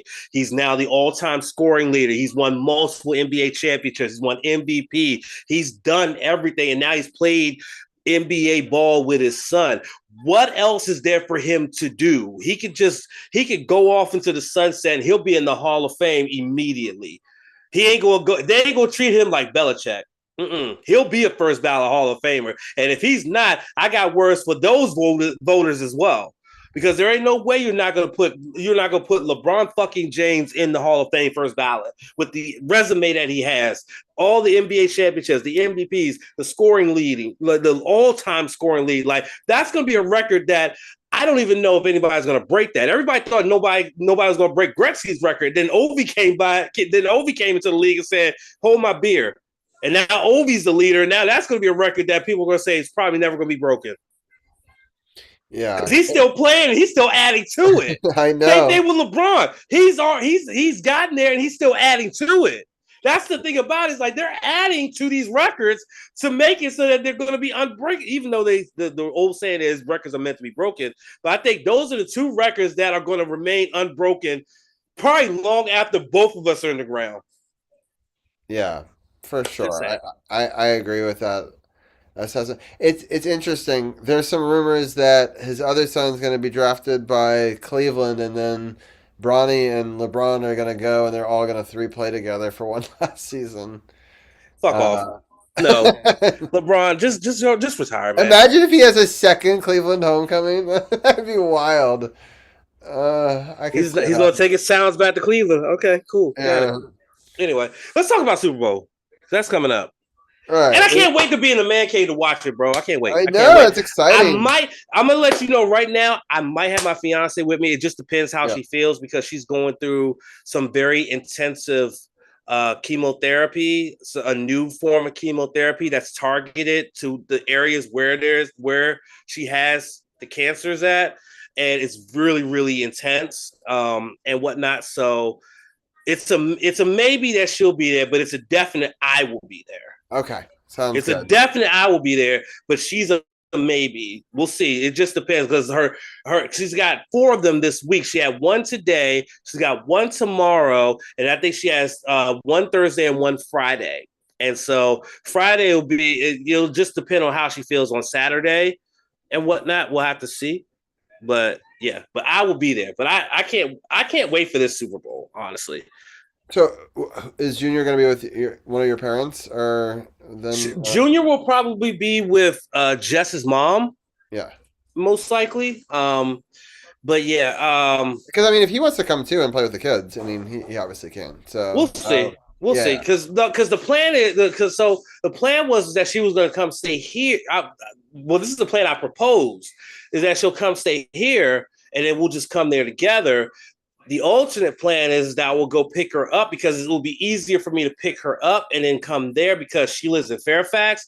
So it'll be easier to catch 495 northbound going into Montgomery County from Fairfax as opposed to coming from Alexandria, coming down 495 and coming all the way around to get to Montgomery County. So we'll see. But either way, I will be there. I don't know if I'll be there by myself or with anybody else. Well, you both are welcome. I'm excited to get to have you live back in the man cave, just like I think it was 2 years ago, right? That we got you. Yeah, it was 2 years ago. You didn't do it. You didn't have one last year. I did not do one last year. That's true. I forgot who was in the Super Bowl last year.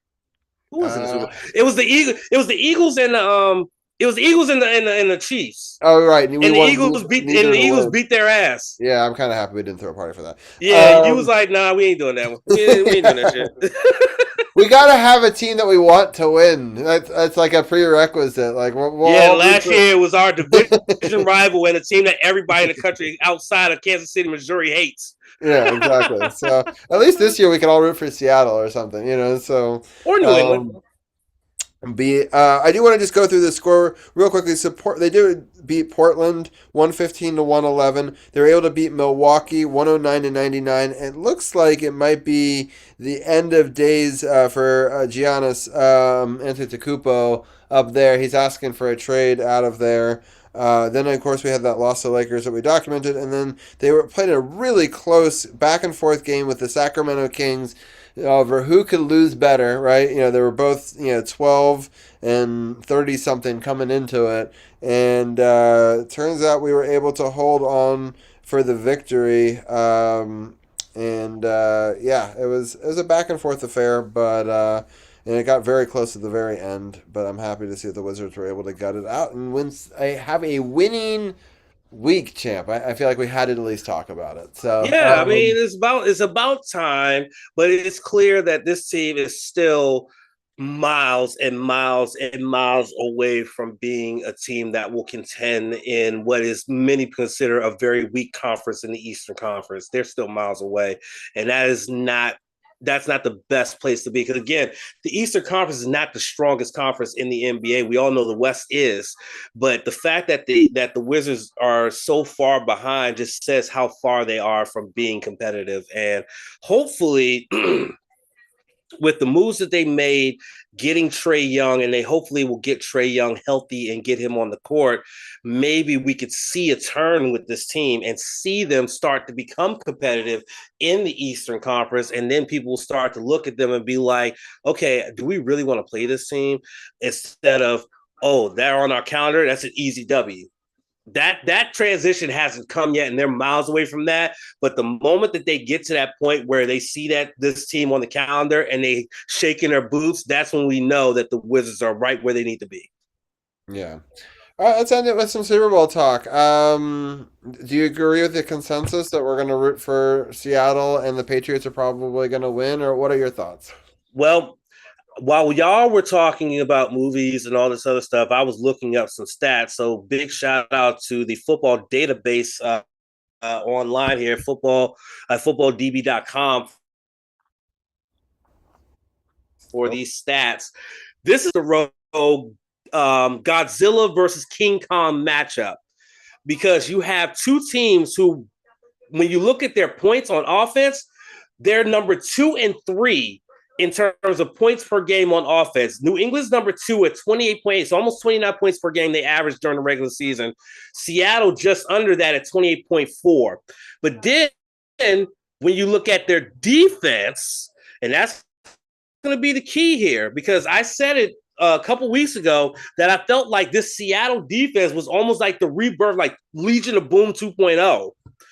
Defensively, points allowed, Seattle is number 1 in points allowed. They allow only 17.2 points per game during the regular season, while New England allowed 18.8, so almost 19 points per game to put them 4th. So you have the top scoring defense in terms of points allowed against a team who has the 2nd best scoring offense. This is going to be one of those matchups where something has got to give. Either one of these teams is going to go out there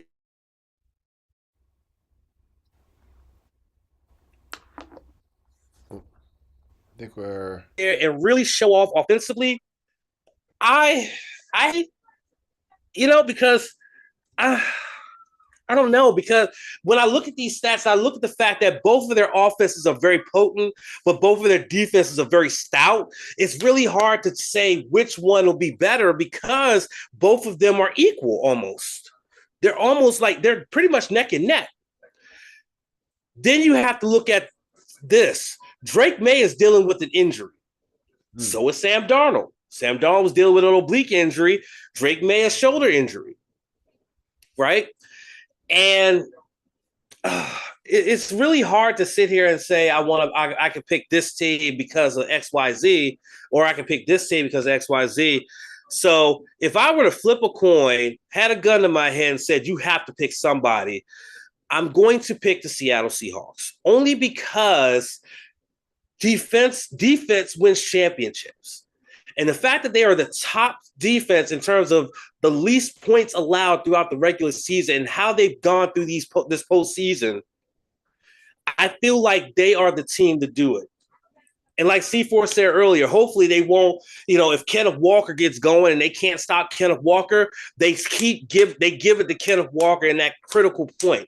They don't try to throw it to somebody and it ends up getting intercepted. Though they do have some talented receivers like Rashid Shaheed and Cooper Kupp. They have some talented receivers, but if that run game gets going and Patriots can't stop it, they got to stick to it. They got to stick to it, and they got to commit to it. Same thing on the Patriots side. They got Ramondre Stevenson, and they got the rookie Henderson.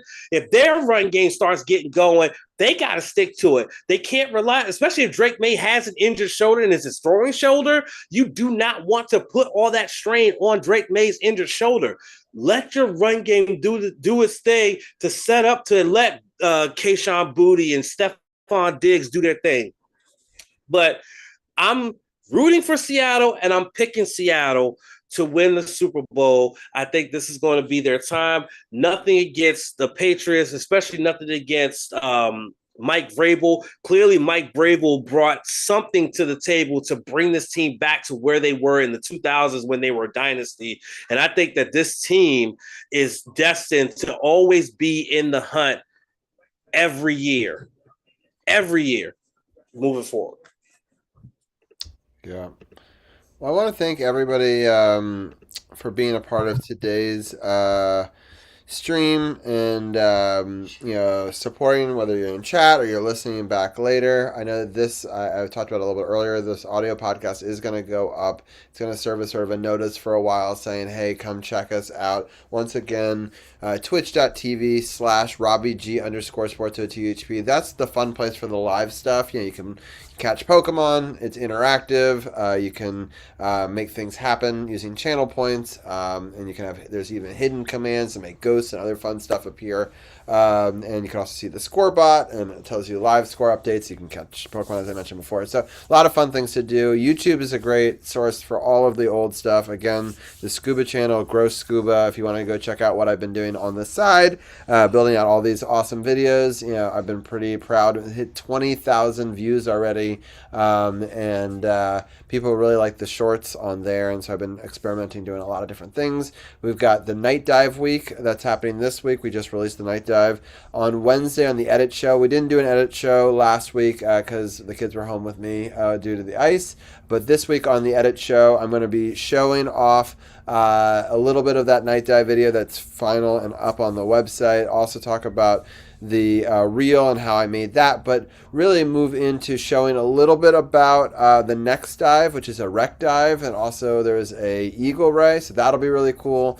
But also the real focus of this edit one is I'm actually going to make a t-shirt. I've been talking about it now for 4 months, and we are going to make the Season 10 version of the District of Champions gear. We're going to do it live on Wednesday around 12:30 to 2:30. I'm going to design a new version of the merch. The old one just had the 3 champions. I actually have it right here. I have it on a pillow. So you got the Washington Capitals, you got the Mystics, and the Nationals. We're going to redesign it a little bit. We're going to take the trophies out of it, and we're going to actually have all 5 champions on it.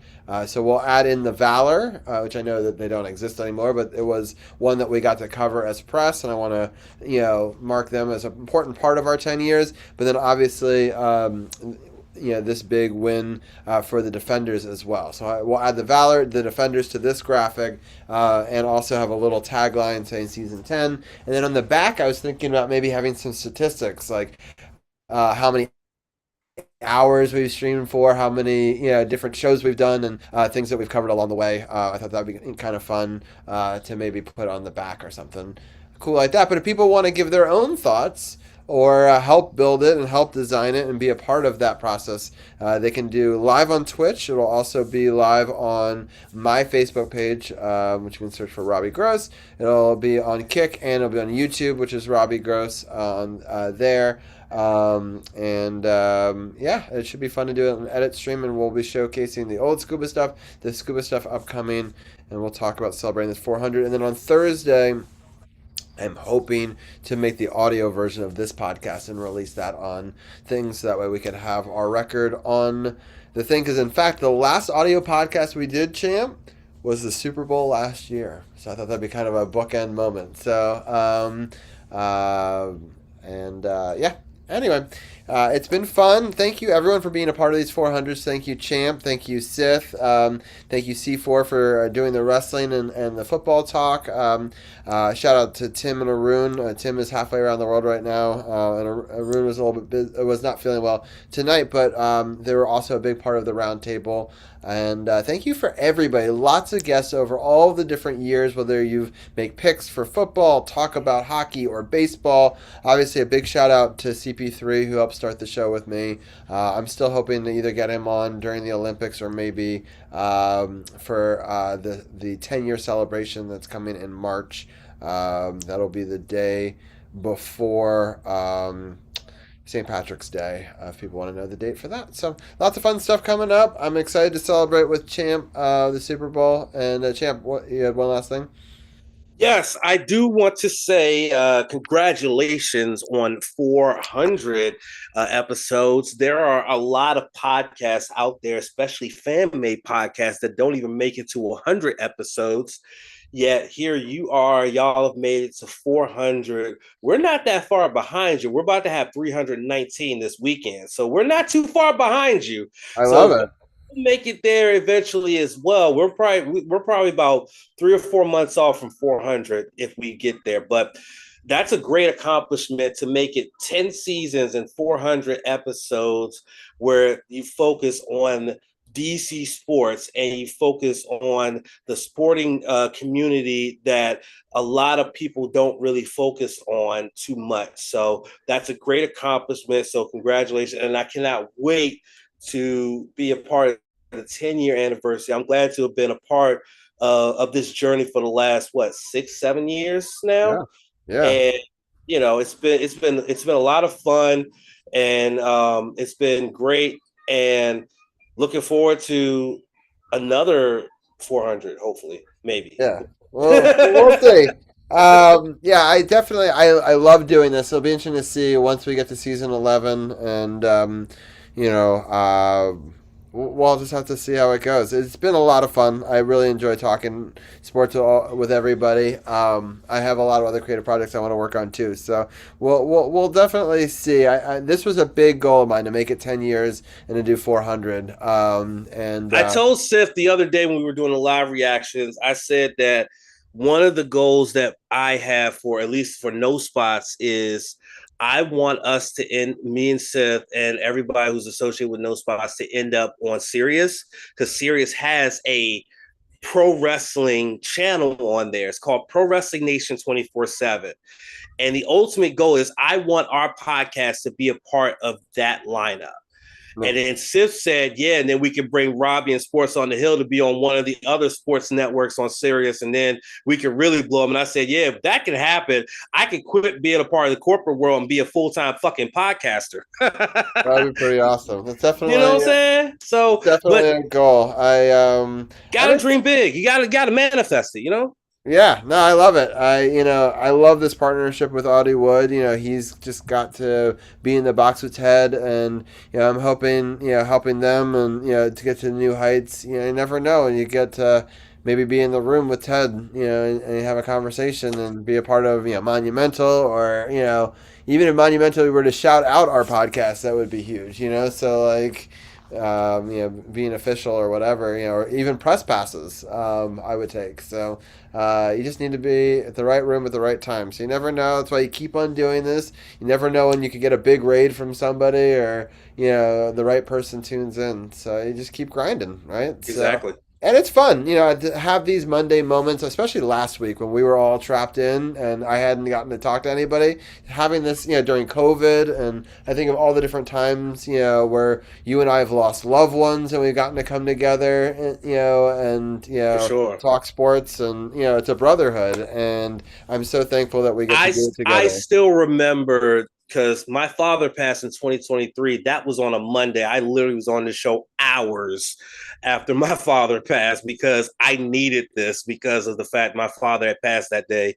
And if it wasn't for this, I don't know what would have happened to me that day. But so this podcast, along with, and there are some days I don't even feel like doing No Spots, but then I still do it because it's that distraction. It just takes you away from everything you got going on out here, and it brings you into this world where you can, talk about something that you're passionate about. Like, I'm passionate about wrestling. I'm passionate about football. I'm somewhat passionate about baseball, somewhat passionate about basketball, and things like that. And be able to sit here and just be able to talk and chat with good friends about something you're passionate about is just it's invaluable. And yeah, so it's a great platform, and hopefully somewhere down the line, someone of importance will see either this podcast or my podcast or both, and we can end up skyrocketing. They'll strap a rocket to our asses and send us to the moon. And like I said, I could quit, working for making somebody else money, and, just do what I love to do. And that's talk wrestling or talk sports and get paid to do it. That would be awesome, because like I said, after I get off of here, I got to try to get to sleep as quickly as I can, because I got to get up at 7 a.m. then I can go into an office tomorrow and go to work. Yep. I would love to be able to be like I was before I got hired at this job, and just be able to just get up and just do podcasts. That's it. But we're not there yet. Hopefully we'll be there. Yeah, but hopefully someday. But I appreciate all those people that have been a part of the grind. The True Radio Network has been, something that we've tried to keep going. Rest in peace, Jason, Black GOP, for helping us, get our start. And thank you to Hurt, for being our first producer and giving us a chance, and all of us being on that web radio. I still talk about the idea behind this was, you can call into a radio show. You're going to wait on the phone for 30 minutes to an hour, and then you're going to get to talk for 2 minutes, and they're going to hang up on you and talk about what you wanted to talk about. And I wanted a place where we could sit down and talk different things, talk wrestling. I learned so much from you and Seth, and I'm hoping that people listen and they can learn about hockey from C4 or from Gil or from Anna, or or Janaea. Yeah, or Janaea, or so many great people. And so shout out Janaea. I hope she feels better too. Yes, she was planning on being on the show as well. So hopefully a lot of people will be able to come on the Olympic shows. I know those are actually really popular often on Twitch because of the international audience. So I'm excited to bring that back. And those shows are probably the ones where I'll probably duck out early because I don't watch the Winter Olympics. At all? Sorry, yeah. I don't. I watch the Summer Olympics mostly for the wrestling and for the other sports, but the Winter Olympics, I've never really been a fan of the Winter Olympics. Well, that's fine. You put in so many weeks and weeks of work, so you can feel free to come on or not. I will not be offended. No, I'll come on. I'll come on and talk wrestling. But then after I'm done running my mouth about wrestling with Simply's, I'll probably be like, all right, peace out. Y'all have fun with the Olympics. I'm out. Thank you, Tina. Tina says congratulations on 400 shows. You've been one of our biggest supporters through this process, so I really appreciate it, Tina. And bringing in the raid last week was very kind of you as well, and for all the support for the DC sports teams as well. Well, with that, I think this is a good moment to end it. I'm going to just take a quick look to see if there's anybody on that I wanted to raid to, but I think I'm just... Man, the Flames are getting run out their own rink right now. 3-0. Yeah. You know who we're gonna go visit? I know. I was hoping Davey would do Olympics with us this year, but he's boycotting them because of political things. We won't get into the political things here because it is DC Sports Without the Politics. But I think we will go over and raid over to our friend Davey, just because I do love him and what he does. He's actually doing game shows now, where you can play in a game show live with him. So if anyone wants to join in on the raid, they can do that. And then for everybody on all the other platforms, and if you're listening on the audio platform, I appreciate that as well. But thank you everyone for tuning in for all these episodes and for celebrating over 400 episodes. Again, you can always check out the YouTube or SportsOTHP.com. It has all the podcasts from the previous years. It's come on and grab the raid calls, and we will see you guys next week for Olympics. We got Caps and we've got the Super Bowl, so lots to cover next week on 401. So hopefully we'll see you guys all there. Olympics, Caps, Evgeny, sayonara, and bye-bye. 3, 2, 1.